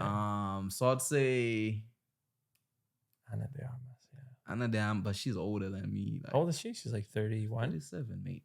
She's not 37. She grown, mate. Can we pull that up? Can we check? Yeah, on my phone. You don't have internet on your iPad? I have, but it will mess up. My Okay. Yeah. Sorry. She's up there. I'm gonna say she's 32 or 33 at most. What do you think? You said 37. 37. She's 35. Oh, okay. So you're actually closer than I am. Yeah. Well, she looks great. She looks awesome. I'm trying to think. Like some of the names are running away because it's a lot of Latin. A lot of Latinas, yeah. Latina ladies. Dude, Salma Hayek, man. Ooh. She's beautiful. Penelope Cruz was my. Penelope Cruz, yeah. I was a baby though. Like I didn't know what the fuck. Jessica Alba was my childhood. She's crush. still pretty to She's this day. beautiful. Man. I think she might be the most beautiful woman to have ever existed for me. So yeah. All right. Before my get myself into shit here. What do you value most in a friendship? What do I look for most in a friendship? What do you value most? What do I value most? There's There's a difference. Yeah. I think I value, I don't know, like the noun to describe this, but the people that have your back. Because a lot of people, they're fun to hang out with. You might have some shared trauma and stories, and maybe you work together, maybe you're in school together. But when the time comes down to it, are they actually going to be there for you? And I have some friends that they are there for me, which sure, everyone should have friends that are fucking there for you. But but my point is like that's what separates like your friends from whatever. You ever talk to a girl and they're like, oh, like maybe we can be friends or something. And you're like, okay, how much friends? Like, are you going to help me move? Are you going to, no, obviously not. Yeah. Like you just want to be acquaintances or whatever. But it's like, if you really want to be my friend, like if I need to move, you're going to help me with the couch. That's my friend, right? That's the stuff I do for a friend. So what I value the most is who's got your back, who's there for you, and who's defending you when you're not there. So loyalty, maybe. Fighting for you. Okay. All right. Yeah. We like it, friends. You see what your values in your folks. Shout out to my friends. What does friendship mean to you? What does friendship mean to me? Somebody that it's like the family you choose, they say, right? So it's family. You choose, they stick around, and you build the relationship over time. So friendship to me is like brotherhood, and I have a few very close female friends as well, and it's like a sisterhood with them, and it's like family. These are people I've had in my life for years, and even if I don't see them for a month, 2 months at a time, they're, we always pick up where we left off, and we're very invested in each other's lives. That's what friendship is for me. Good question. Nice. What's something people seem to misunderstand about you? Something people misunderstand about me. One thing about me is I wear my heart on my sleeve. It's very easy to know the kind of mood I'm in or how I'm feeling or how my life is going. So there's not too much misunderstanding. It's usually very clear when things are going extremely well. It's very clear when they're not. But misunderstanding, what do people think about me? What was your first impression of me? We met on set and you saw the Harry Kane thing. Do you remember? I don't remember. What? I mean, I was like, this guy is really into this shit. He is. Because I hated being background. I don't want to lie. So I remember every time I'd be like, oh, yeah, we need to go big or something. I'm like, go big yourself. Wait, what? What did I say? So they'll be like, we need to go back on set, and I think we were always walking Yeah. together. Oh Right? my So it's god. like I had I had to be by, and I'm like, man, I don't wanna just go by yourself. You're taller. They only see you. Like literally, they were because I don't know why. Like usually, what they'll do to me, they'll be like, yeah, we just need you to walk in the corner. I'm like, I'm not Mhm. even the thing. Why I'm just here for the money. I'm not really here because I know. It's like, God forbid they make the background actors do stuff. Some days are easier than others. Like, if you ever been on The Flash and you're in the cafe and you're just sitting at the cafe, that's the best day of your life. It's yeah. easy. And then I've done like background for Prison Break, where you're like, there's like a fight in the jail and you're like all standing outside in the sun. And I'm like, man, they actually want us to do stuff on as background. So Yeah. it's like, yeah, I get what you're saying. But to kind of answer that question, so I'll say, what do my friends misunderstand about me? I think maybe they think that I am more pessimistic than I am. I do complain a lot, but in my head, the complaining is sort of like, let me get it out of my head and out of my mouth so it's not in my head anymore. Whereas they might think like, once I say to them, that's what I'm obsessed about for the rest of the day. So maybe some people, they journal and they get it out that way. They type it all and so it's out of their mind. Maybe I should be doing more of that too, because if you complain too much around people, they're going to think you're just always negative and upset. So I'm trying to make people understand I'm not really like that. I'm most of the time a happy person. That's the truth. And also for humor, I complain about shit, but maybe it's not that funny. Nah, you complain about Beyonce, right? I'm happy right now. If anybody's wondering, I'm very happy. There was a girl who was mad one time. Okay, never. There was a girl that was mad here. What the fuck? How can you be mad? Like her thing was, I don't know. There's something that she said that makes her mad. Okay. Oh, and okay. That's the thing that I do. And I was like, oh shit. Oh, this has okay, not been going well all this time. I had to end it real quick. If you could turn back time and talk to your 18-year-old self, what would you say to him? How much time do I have with him? I would literally sit down with him and I would grab both shoulders and I'll be like, listen, the industry in acting is changing. The possibility for you as somebody who can speak English well and look the way you do in this country, you look extremely unique. You have to give it your all. Go to school, go to college, do whatever the fuck you want to do. Finish it by the time you're 22, 23 and give your 100% to acting. You can do it at the same time. Do everything. Go to all the fucking parties, go do all the shit. Like you can do it all. And don't worry, the confidence will come. Go out and do things, talk to people. And I don't know. I would try my best to convince him that to do all the shit that I'm doing right now. And yeah, I was 18. I was like, oh man, I would never get a main role as like a person of color or whatever. And then after that happened, I started to see a bunch of people in all these movies and TV shows and stuff that I would have loved to do. I'm a big Beatles fan, huge Beatles fan. All I listened to was Beatles. I was like, man, I don't know if I'll ever become famous musician like them because I'm not white. I don't know. I limited myself a lot. And then I saw the movie that was being made about a guy who's a Beatles fan, who's a person of color. I think I don't know if he's Southeast Asian or something. And the movie's about him being the only person that remembered the Beatles after they kind of disappeared from existence. It's called Yesterday, right? Yeah. And I was like, that's the kind of movie I was made for. A guy who is like brown, for lack of a better word, to be in a movie about the Beatles. What the fuck? That's what I should. And then that's among the things that it's like, okay, it's possible for you to get any role, right? It's possible. So I would have said to myself, all of that, it's possible. You can get it done. You can have it all. You can go to college and have a wonderful fucking time at a young age instead of going much, much, much later when it's not as fun.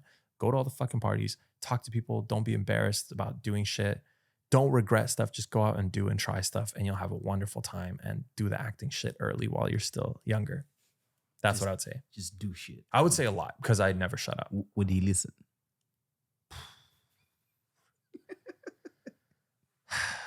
I want to say yes. I think in the beginning, no. In the beginning, he'd be like, man, what the fuck is this guy saying? But then if he saw the way that that person was confident in the way that they spoke and he was like, trust me, you have to do this. It'll make your life better. I think the only thing he would be hesitant about is going to college. When I was 18, I was like, do I really want to go to school? I've just been in school for 12 years. Now that I'm going back to college right now, I'm actually almost done. But I look around at all the younger people that are 18, 19, 20, 21. I'm like, yeah, this is a really good time for them. I'm very happy for them, but at the same time, I'm a little bit envious. So I don't know if I would have listened to that part. The acting part, yeah, I'd be like, oh shit, this guy said I should do it. Like, it's probably a good idea. Yeah, he'd listen to that part. Nice. I like it. Yeah, it's interesting being in class with 18-year-olds. I'm like, fuck. You have I remember no it very idea. well. I was a totally different person. I was socially anxious. I wouldn't talk to anybody. I didn't have a lot of friends.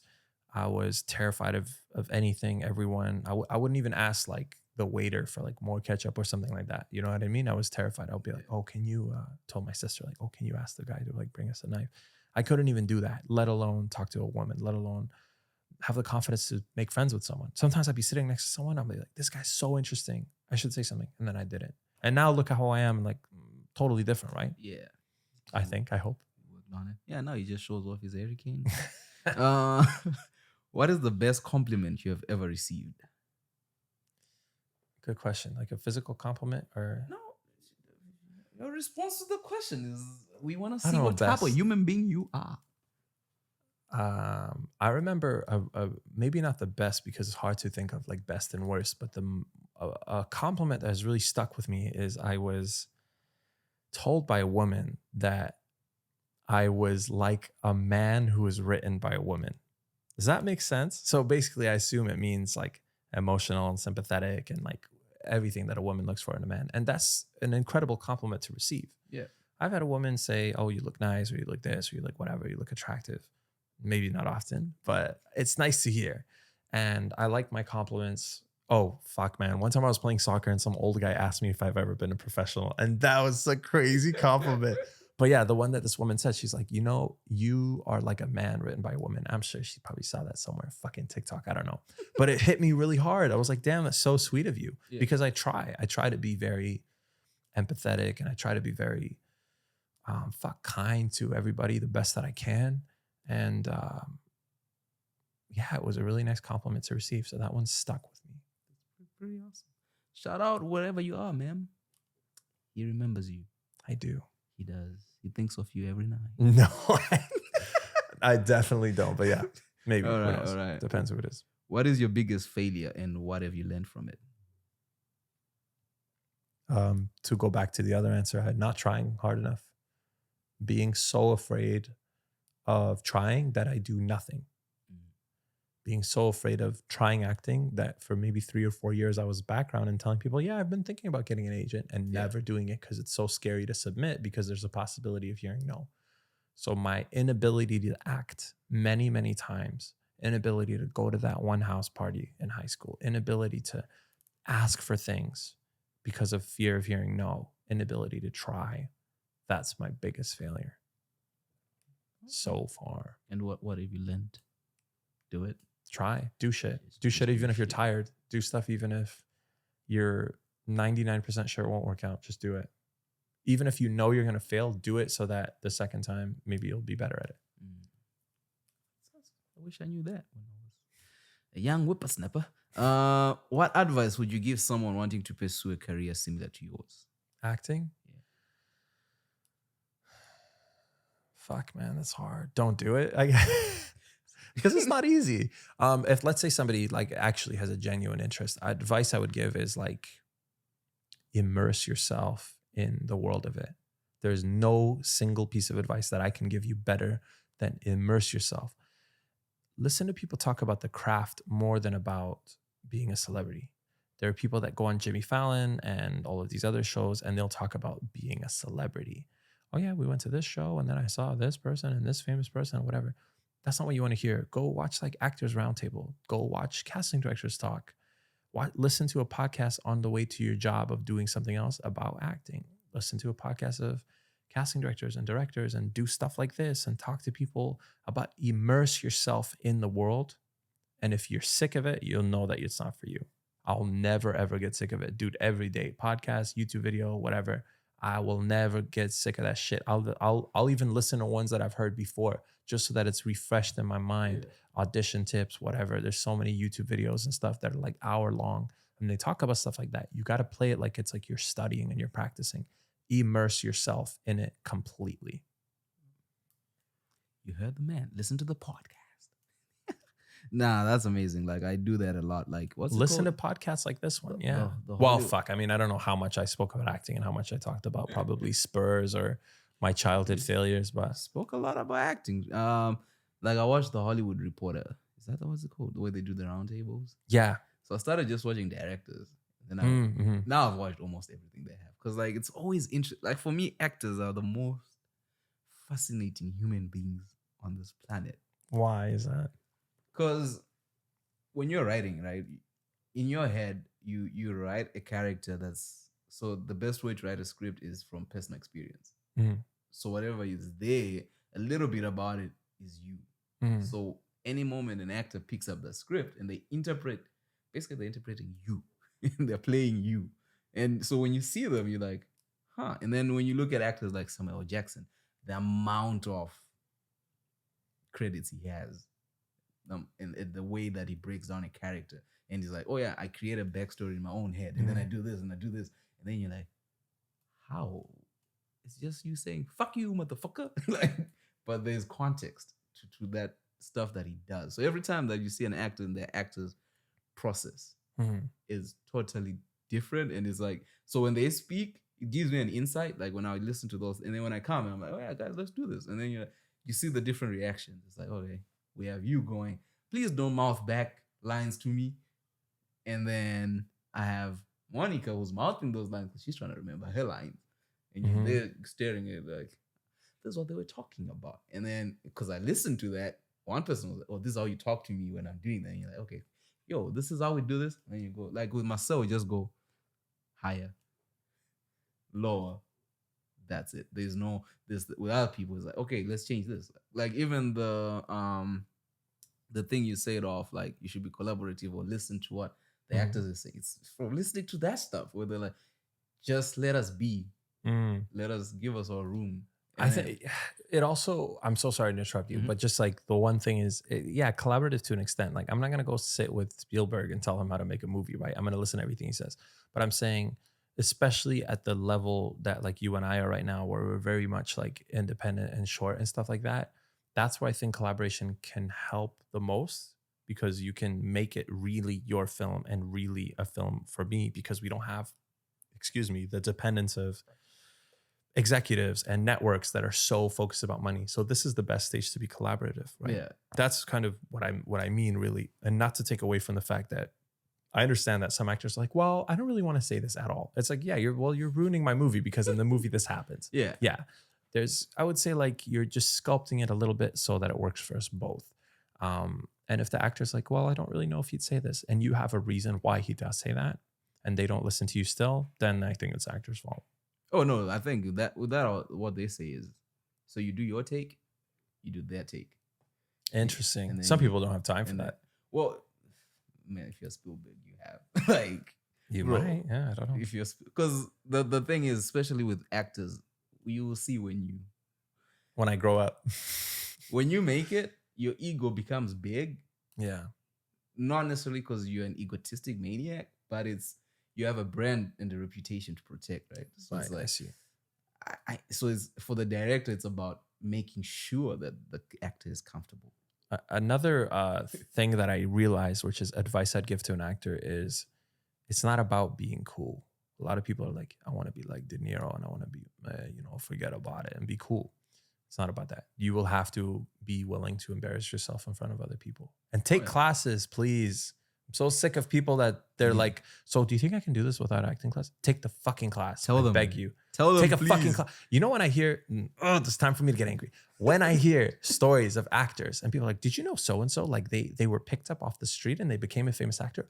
Fuck that person. I literally don't give a shit. I want to see the person who was 55 years old. They did an office job for 30 years. And then they were like, I want to be an actor. So they studied for 3, 5 years, 10 years. And then they took classes and they did all this stuff. And then they made it. That's the story I like. I'm sick of youngest actor ever to be nominated for an Emmy. I don't give a fuck about the youngest. I like the people whose stories started later in their life. I like those people. They persevered. They tried. They had to.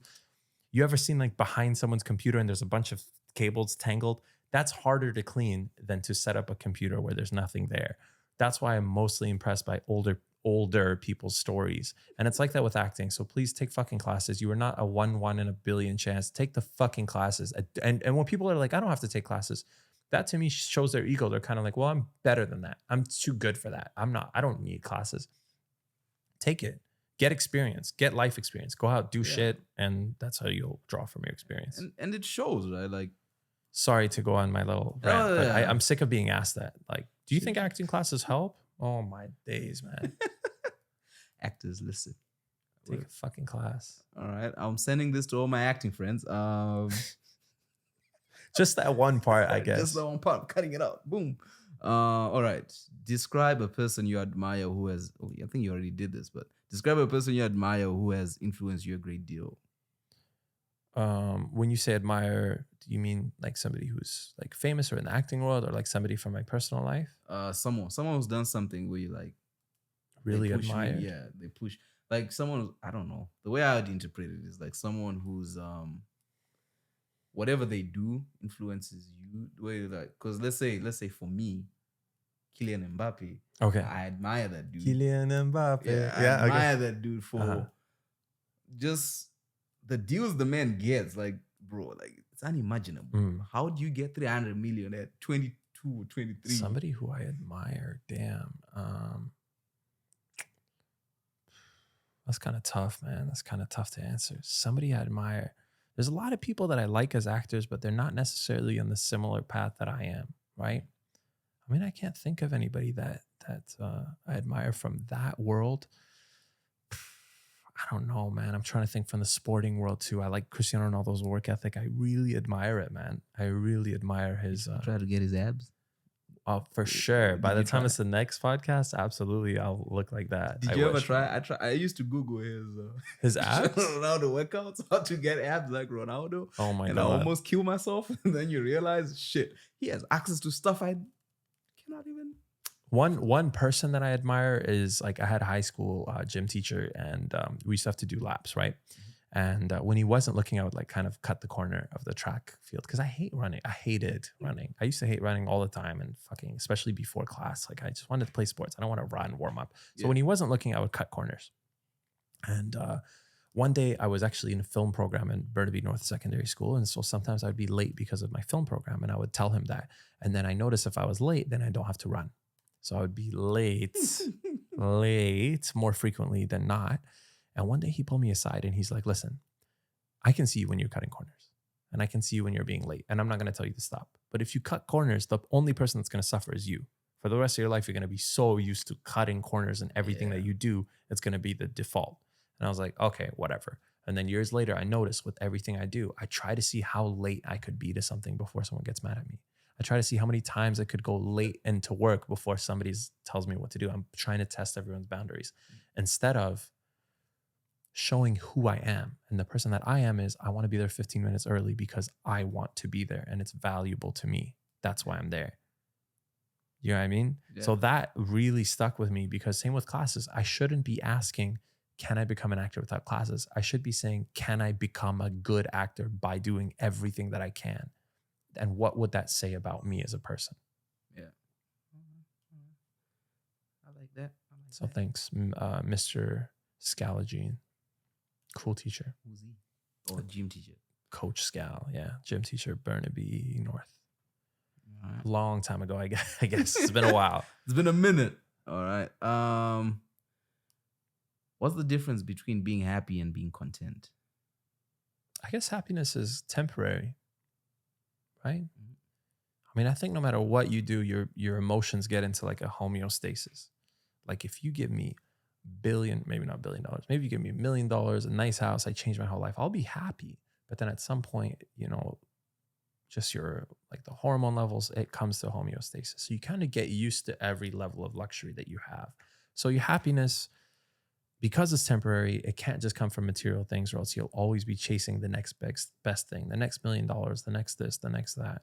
And I'm not talking about people who are like not doing well financially. I'm talking about people that are already doing well, right? Money, what is the saying? Money cannot buy you happiness, but of course they're only talking about people that cannot buy you material happiness, not basic survival needs. Regardless, I think that happiness is something that is temporary and it's part of the ups and downs of life.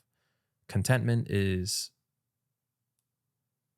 for lack of a better way of saying it, like I hate defining something and using the same word in the sentence, but like contentment is literally being content most of the time. I think the outlook that you have on your life generally maybe the things you have in relationships and stuff like that. Contentment is like the baseline of that in your life. Are you kind of where you want to be? And it's not temporary. It's like the base. All right. We are back. What things get better as you age? How much less you care about what other people think is one of them. Another thing too is you learn more stuff. I like to keep learning. I always like to learn, and the fact that you can get to an age where you have a basic knowledge of almost everything, it's awesome, man. That's a good part of getting older. Yeah, you know Wisdom. the funny thing about as you age, like I'm in class with 18-year-olds, and I'm like very Me old. too, to be honest. I'm an Italian 101 right now, and I'm looking around, and a lot of these guys are first years, and I'm like, oh man. So I don't think I'm like that old, but that's okay. Yeah, so it you know, like it always fascinates me when you see that they do everything to impress everyone, and then I'm just there and I'm like, I really don't care.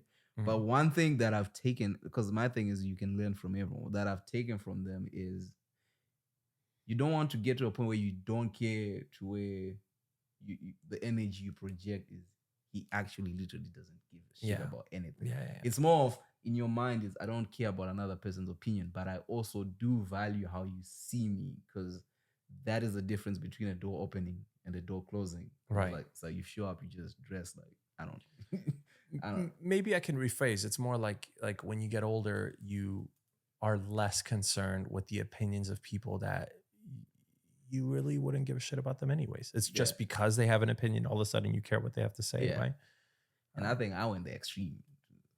I went the I don't give a fuck, man. I don't give a fuck. Yeah. I like fuck. It took me a long time to stop, and still I think to some extent sometimes I do care, right? Yeah. Maybe that's why I haven't done all the social media content yet. I'm worried what someone's gonna think, and maybe I keep thinking, I have to be better. I have to have my new headshots. I have to have my short films come out. Maybe I can just start, man. And that's kind of what I told you about this. I was like, who's gonna listen to a podcast of me? And the reality is, why the fuck not? Maybe I have something interesting to say. Bro, you will be shocked. Like I used to have, like the girl that just came, the one that I did. The post that I did of hers is like probably the most popular post I've ever posted. Interesting. And what's her name? Tara. And that's by people I do not know. Wow. So my friends, usually it's the first 12 people to like it. The rest of the people, I have no idea who these people are. So whoever you are watching this and valuing my opinion, or maybe you're looking back years later. Oh shit, Naz Elias did this podcast so long ago. When you're dealing with Oscar, I'm just posting it. I'm like, hey. Find out what he was really like back in the year 2023. Back in the day. But yeah, nah, I like growing up. But yeah, you should be fine. Don't post if you don't want to. But like, it's the thing is, I have it planned. And previously, I was of the mindset of nobody needs to know about my personal life. So why would I post? Like, dude, I have been partying all summer, but you haven't seen me post it because I just don't really know who needs to know, right? That's how I see it. But like recently, I was thinking about like in terms of helping my acting career, man, a lot of these casting guys comes between two people. They pull out their phone and they're like, oh, let me just look this guy on Instagram. And I'm just going to be like the faceless guy with 0 posts. With like an obscure quote from Euphoria in my, the thing. Like, no, it has to say like Naz Elias, actor. Here's my headshots. Here's my stuff.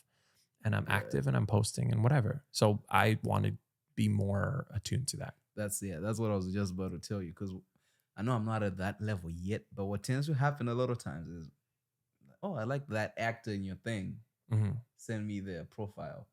And then, we speak about you. Like, and then it's like, pull him up. And you're like, oh, yeah, this is his like picture of half of his face. Or yeah, you're like, fuck. Him in a soccer shirt. Like, yeah, no, I understand. Yeah, every time I meet actors, like when I used to do BG, you'd meet, like I'll try to talk to the principals because I wanted to do commercials. I was like, easy money. I can do this shit. And then I'll try to talk to them. And they're like, oh yeah, can I have your IG? And then they give you and you have to request. I'm like, yeah, like what? That's what, okay. Like, so my profile's public because I always thought that too. It's like you're an actor, but your shit's private. And like, I don't understand. If you're like a really big actor and you have a huge following and you have like a second private account, I totally understand. Yeah. People that are super, super big in the acting world and they have private accounts, okay, that's for them to do. But like you're trying to be seen and you want me to request to follow you and you're like, you have all your content, but it's behind closed bars. Yeah. I don't know. That might be worse than what I'm doing, which is it's open, but I have Yeah. nothing. But then again, because I have nothing, it looks like I'm like Go you have look to at the request me to. rocks. Go look at the rocks amount of post the rock has. Yeah. You will post. Like I think it's like up 12,000. But it's now. gonna kill my mysterious vibe, man. No, I'm kidding. I'm kidding. I'm kidding. It's all good. It all works. Some are not I gotta even- post more pictures, man. Because what if a girl's like, what's he look like? And then I need that picture, like, here's him. a girl. Why are you meeting girls? Go on Tinder, fucking hell. I'm not on the apps right now, but we'll have to see in the future. Not on the apps. Not yet. Not yet. All right. The man, he meets them in the street. Yo, In the street, yeah. what's up, ma? I'm a little bit more polite. What do you say? Hello? The last time I went up to somebody, what the hell did I say to her? I think I like saw her in a cafe and she was looking for a seat. So I got up. I was like, I'm actually leaving anyway. And I left the cafe and I was walking for maybe 2 minutes and I was like, the fuck am I doing? I should have said something. And I continued to walk. And then I was like, is it too weird if I turn around? And then I was like, you know what? Who cares? So I walked back into the cafe and I was like, look, I know this is very strange. I just came back from walking for the last 5 minutes. You haven't seen me in 5 minutes, but you know, I think you're very beautiful. And I want to just come by and say that to you. Because if I didn't, I'd probably regret it for the rest of the day. So hi, you're very beautiful. Let me sit down and talk to you. And then I sat down and talked to her, got her Instagram. She's very, very nice. Ultimately, nothing happened. But I'm glad that I did that because I would have been talking about it. Yo, man, I saw the most beautiful girl in a cafe and she like asked if she could sit where I was sitting. And then I should have said something. So I'm glad I just said something and I talked to her and I have her on Instagram or whatever, even if it didn't end up the way that I wanted to. Talk your shit. You got to talk. And for me, like, you know, I'm sure these women, very beautiful women, get approached so often. So it's very important for me to like try to be different by being polite. I don't know. I mean, I've heard all kinds of shit. You'll be shocked that they're actually not. I don't know. I don't know if they're polite or How- not. I don't know how they. I mean, I don't know. I sometimes ask friends like, hey, especially female friends, of course, I'm referring to. It's like, so you get approached by a lot of guys. What do they say? And first of all, a lot of the very beautiful women will tell me, I don't get approached as much as you think, because maybe people are just worried I'm going to say no. And second, when they are, oftentimes it's very rude and sensitive, or it's about a body part or a compliment about something very inappropriate. And so then I'm like, okay, I'm just going to say something that like I would hear in a movie. Like, I just wanted to hear what your voice sounded like, or, you know, Okay, I'm trying this. that outfit really brings out your eyes. Something nice. You don't have to make it like super cheesy, but something that just, in my opinion, sets you apart. I'm trying this tomorrow. Try it tomorrow. Just say to somebody, I wanted to say something to you so that I wouldn't regret it for the rest of the day. So how are you? I got a lot of ladies in my class. My one thing that I would say, like, not that I'm the person to give advice about all this shit anyway, but like, don't ask for IG and phone number right away. Let them at least like size you up and down and see if you're worth the time, and be a person first. Be a fucking person first before you just ask for IG or phone number, right? Nobody got time for that. Come on. Make time for the right girl, man. Make time. Where your house at? What are we doing? What are we doing? Hi, tonight? I'm Uncle Kevin, and I'm wondering what your address is. And then we'll get to phone numbers afterwards. I'm like, hi, I'm Uncle Kevin. I know Naz. Naz Elias. Yeah, and then she'll be like, what? She'll be like, oh, he's already following me. Who's that? Exactly. Know me and you know him. Mm-hmm. But nah, I'm playing. I'm nice to the ladies. Of course, you got that nice, you got that soft voice, very nice, sensual. Like, but the thing is, I'm okay. Fine, I don't want to say but I'm just at a point where I don't really care, man. Like, I'm like, yo, I'm always interested. Like, there's, like, I don't know how I end up surrounded by these attractive women. I have no idea. I don't know how I do it. I just wake up and they're all there. They want me so bad. Everyone around, no, they don't. I don't see they want me. I'm just, everyone around is like, oh yeah. Like, one guy had to come up to me. He's like, are you gay? I'm like, yo, what the fuck, man? Like, in my mind, it's not there. Because some of these people are crazy. Like, they're pretty, but crazy. One good thing about the film industry is that there's a lot of attractive people, attractive men, attractive women, whatever. It doesn't matter, whatever you like. But dude, especially in background, man, I love being 16, being in background, and they would put me in prom and they pair you up at prom. You don't have to ask anybody. Yeah. They pair you up. The AD comes around. Okay, you get to be with this girl. You get to be. Man, I've been to more fake proms than real ones, and I've had more dates at the fake proms. So it's nice. Talk to them people. A lot of good looking people in the film industry. Good looking, but good luck. Wow, I won't get into that. I don't want to upset anybody, but good luck, mate. All right. So, okay, this is usually the last question. Two more questions. Is there any question that you'd like to be asked that I did not ask you? How many languages you speak? How many languages do you speak? I speak 5 languages, and I'm The about fuck? to learn my 6th. Which? Which languages? That's Yeah. another good question. So I speak English, of course. I speak Farsi. Dari is the Afghan version of Farsi. So that's 2. I speak Spanish, and I speak Portuguese, and I Oh. speak French, and I'm learning Italian right now. How do you in school? How do you learn Spanish? Please give me advice. Do you want the answer in English or you want the answer in Spanish? I need the answer in fucking English, mate. the only Okay. thing I know in Spanish is mucho gusto. Okay. Yeah. Mucho gusto. Nice to meet you. Yeah. I'll say a little bit in Spanish and I'll translate into English. So, yo empecé a aprender español después de terminar mis clases en colegio o pues high school aquí en Canadá. Yo quería aprender español porque me encanta cómo suena el idioma y qué más la cultura de los países latinoamericanos. Entonces, también tengo muchos amigos colombianos y de México y aprendí así hablando con ellos y yo tomé clases para mejorar la gramática y ahora hablo español. Y siempre cuando tengo la oportunidad de hablar con alguien en español, yo lo tomo y siempre estoy practicando. So what I said basically is I started after high school and I have friends who are Colombian and Mexican and I always ask them questions. I always be like, how do you say this? How do you say this? How do you say this? But I really stuck with it. And then once I learned a couple of things, I tried to mix it all together and say sentences. And then I took classes to get better with grammar and writing and stuff and meet people. And if they say they speak Spanish, just fucking try it. Just who gives a shit? Just do it. And date girls who don't speak English sometimes and see how far you get. And that's like a final exam. So that's how I speak Spanish. Portuguese, I went to Brazil for 6 weeks. And while I was there, I went by myself and I said, I really want to learn Portuguese. So I learned some beforehand. And then, of course, when you speak for 6 weeks in another country, you learn pretty fast. French, I was in French immersion in high school. In Italian, I'm taking classes right now. I tried learning Italian. I was being taught by YouTube. I should have stuck with it. Come stai? Come ti chiami? I have no idea. Bene? Va bene, va bene. My Italian accent's not good too because I just started. So Yeah, you just got to use the hands. they used Come to stai? Sto bene. Grazie. They used to send me these. They'll be like, "Go watch this video," and then I'll make a video, watch the video, and then they'll be like, "You got it, you got it." Gotta learn Italian, man. I gotta learn it's- Italian. it's Thank you. Yeah, that's the question. I like being asked that because I don't have a ton of like special skills or repertoire, but it's just my hobby. I like to learn languages. It's for no reason other than the fact that I love to communicate with somebody and see their face light up when you know something in their language, right? Why not? pretty awesome.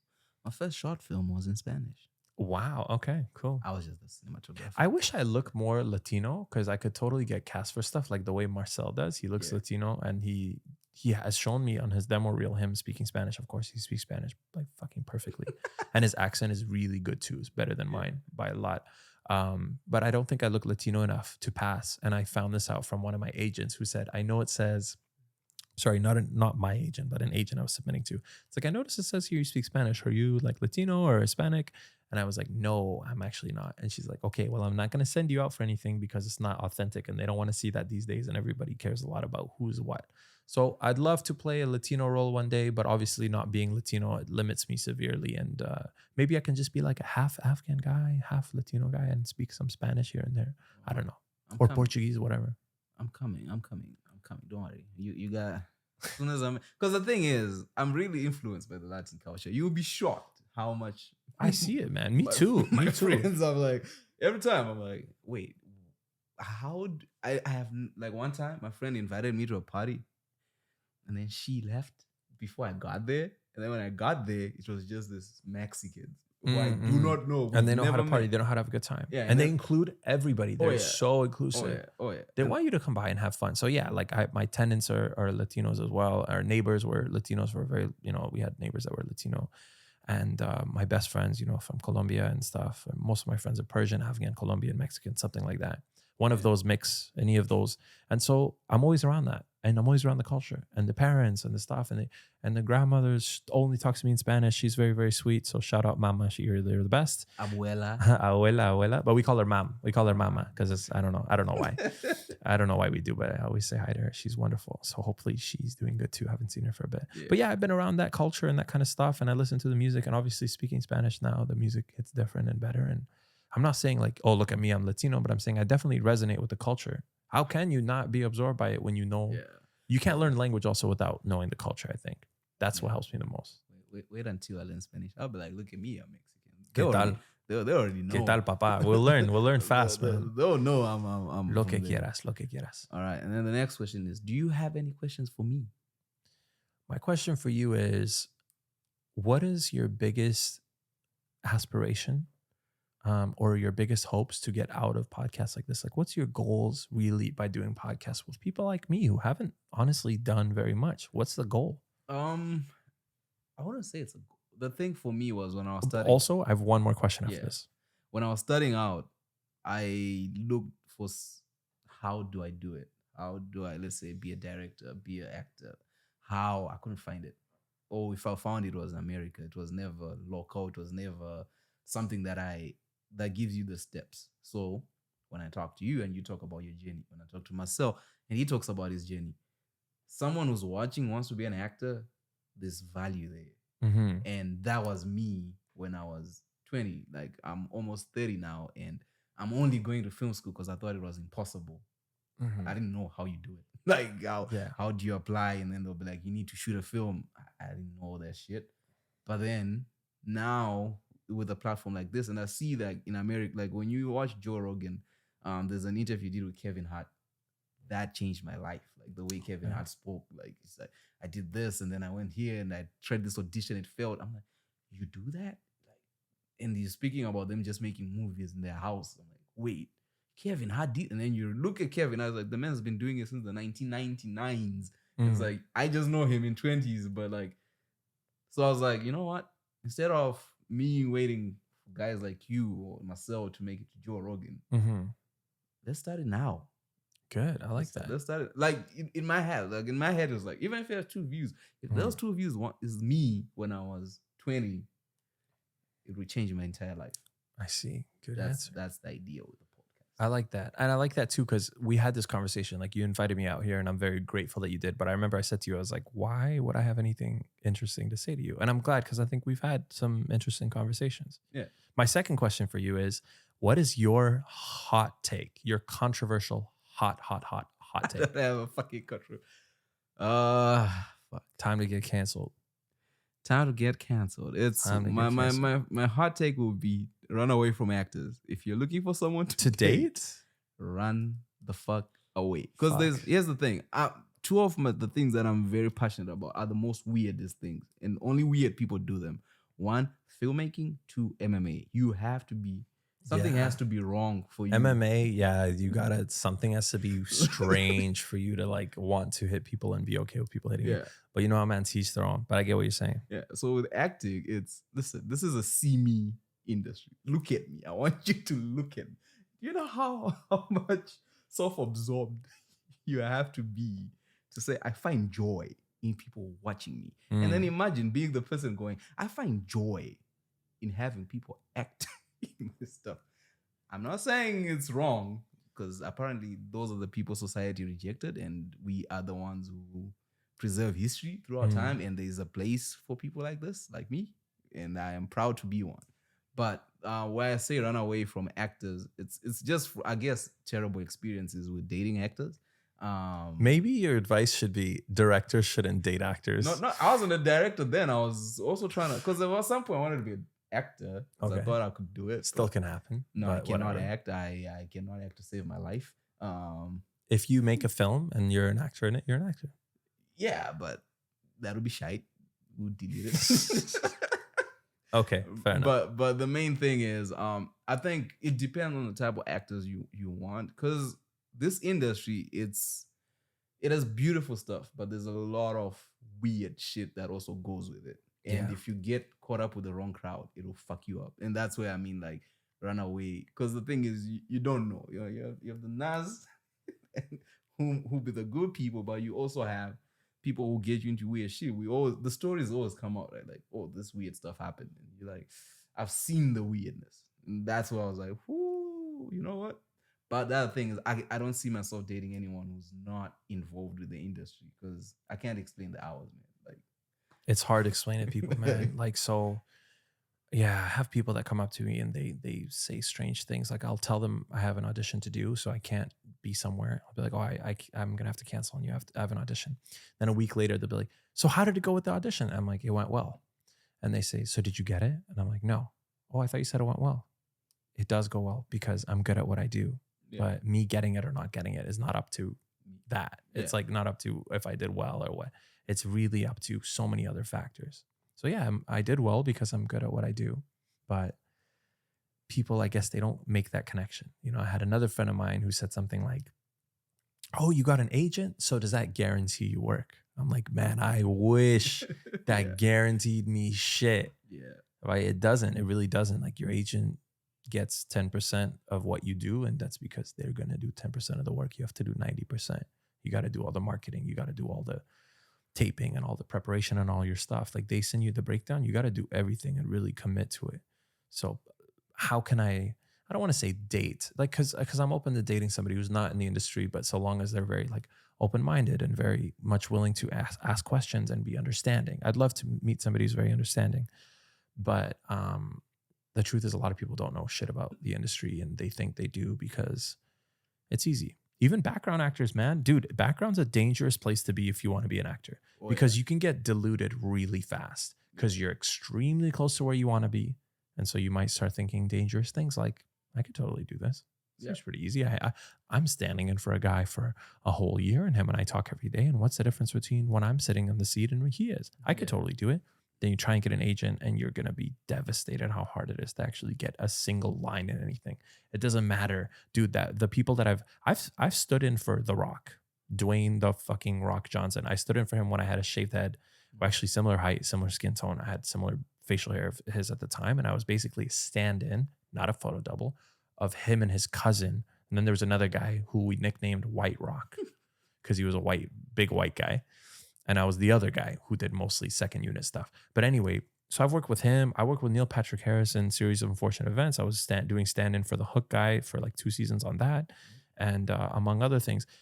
And there's so many amazing actors, but when you're around them every day, it's like you feel like you kind of belong. And if you want to be an actor, you'll realize how hard it is the second you leave and you try to do it yourself. So it's dangerous to be background and be there every single day. You start to delude yourself into thinking that it's easy. Yeah, but we need you actors, please, everybody. I love background actors. I do. I am one. I mean, fuck, man. I did it for like fucking 15 years on and off, right? So definitely, I'm very appreciative of background, but like, there's always a couple of people you meet and they're like, yeah, I'm like, I could totally do this. And oh my God, this is, and I don't really want to, okay, fucking just do the job.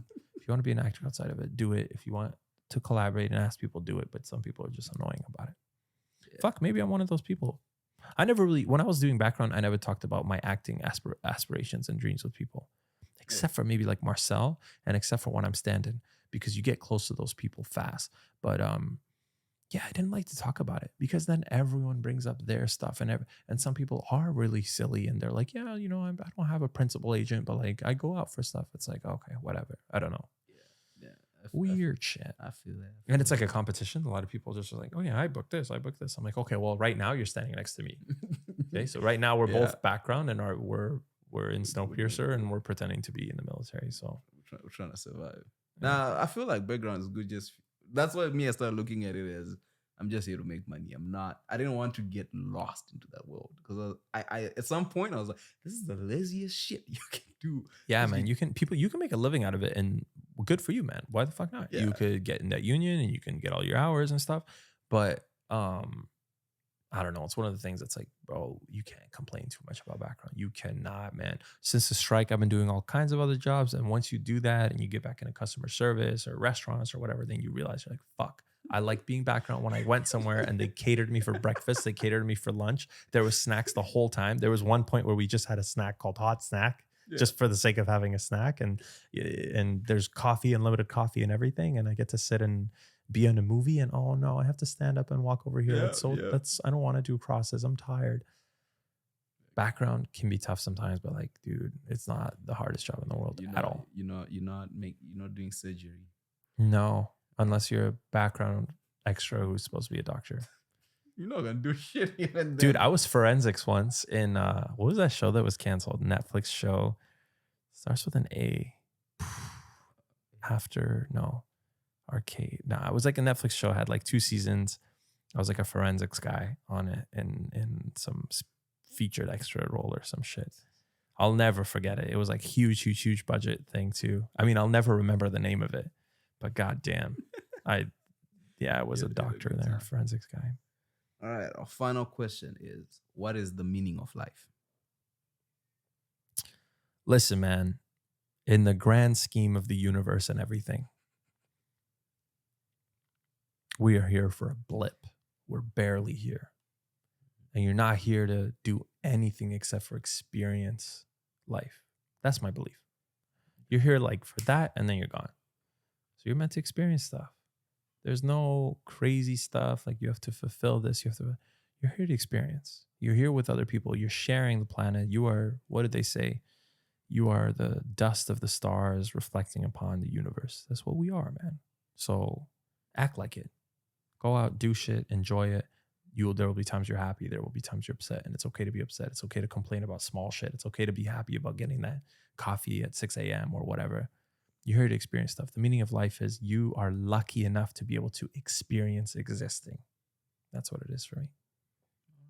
Any final words for the people? That camera. That one? Or which one? This one. That one. Okay. Yeah. Guys, I am Naz Elias. Thank you so much for those of you who have listened to this all the way out. I have a few short films coming up that I probably should plug, but I don't think I can. Probably will be in some kind of link below. Mm-hmm. Keep an eye out for me. Even if you're a casting or something and you just saw this, oh, Naz Elias, keep an eye out for me. Give me a chance. So Naz Elias from Vancouver. Catch me on the next episode maybe, or the next short film of Uncle Kevin's. Yeah. Thanks for having me, man. Where do we find you, mate? Fuck, man. I don't want to plug a social media because I'm about to make a new one. Okay, I'm Naz Elias. The Instagram is going to be Naz Elias. Yeah. The IMDb is Naz Elias. Everything is Naz Elias. N-A-Z like Z, Elias, E-L-I-A-S. People will be watching this 5 years from now. You're like, Naz Elias. Look me up. You'll find me, right? When you start typing N-A, I'm going to come up before Nas the rapper. I'm going to come up before Lil Nas X. I'm going to come up before everything, bro. I'm totally joking. Nas the GOAT and whatever. I'm not gonna, but you know what I mean. It'll come up. You'll know. Naz Elias. Look me up. You'll find me. You know where to find me. Here's a fun story. There's this producer. They released a grant in British Columbia for podcasts, and then she's like, "I thought about you, and then I looked it up, and I saw your podcast. You should apply for this." Okay. So just saying to everybody who popped up whenever she searched for my podcast, who knows? Your face pops up, she might look you up. Who's this motherfucker? We'll see. Definitely. But yeah, we have all types of people here. Like every time I'm in school, I'm like, I actually know a producer. People think I'm joking. I actually know a producer, but I'm terrified. Big things will happen, man, and you just got to keep at it. It's a numbers game, and it's a matter of time, and it's an endurance game, and goes for acting, goes for directing, producing, many of the arts stuff, right? It's all hard work meets preparation. Well, what do they say? Opportunity meets preparation. No, luck is when opportunity meets preparation. It's one of my favorite ones. Yeah, you gotta stay prepared, and we coming. Yeah, we have a feature film coming up. Please, his agent, I need 2 weeks. Jason Ainsley. Jason, I need 2 weeks. Just 2 weeks. If you pay me, you pay him. He's gonna be happy, man. No, you pay him. I'm not paying. I'll pay him, but you pay me. Yeah, I pay you. 2 weeks, but it needs to be a good story. It's gonna be awesome, man. Keep an eye out for it. Let's do it. Let's go big. Anyway, peace.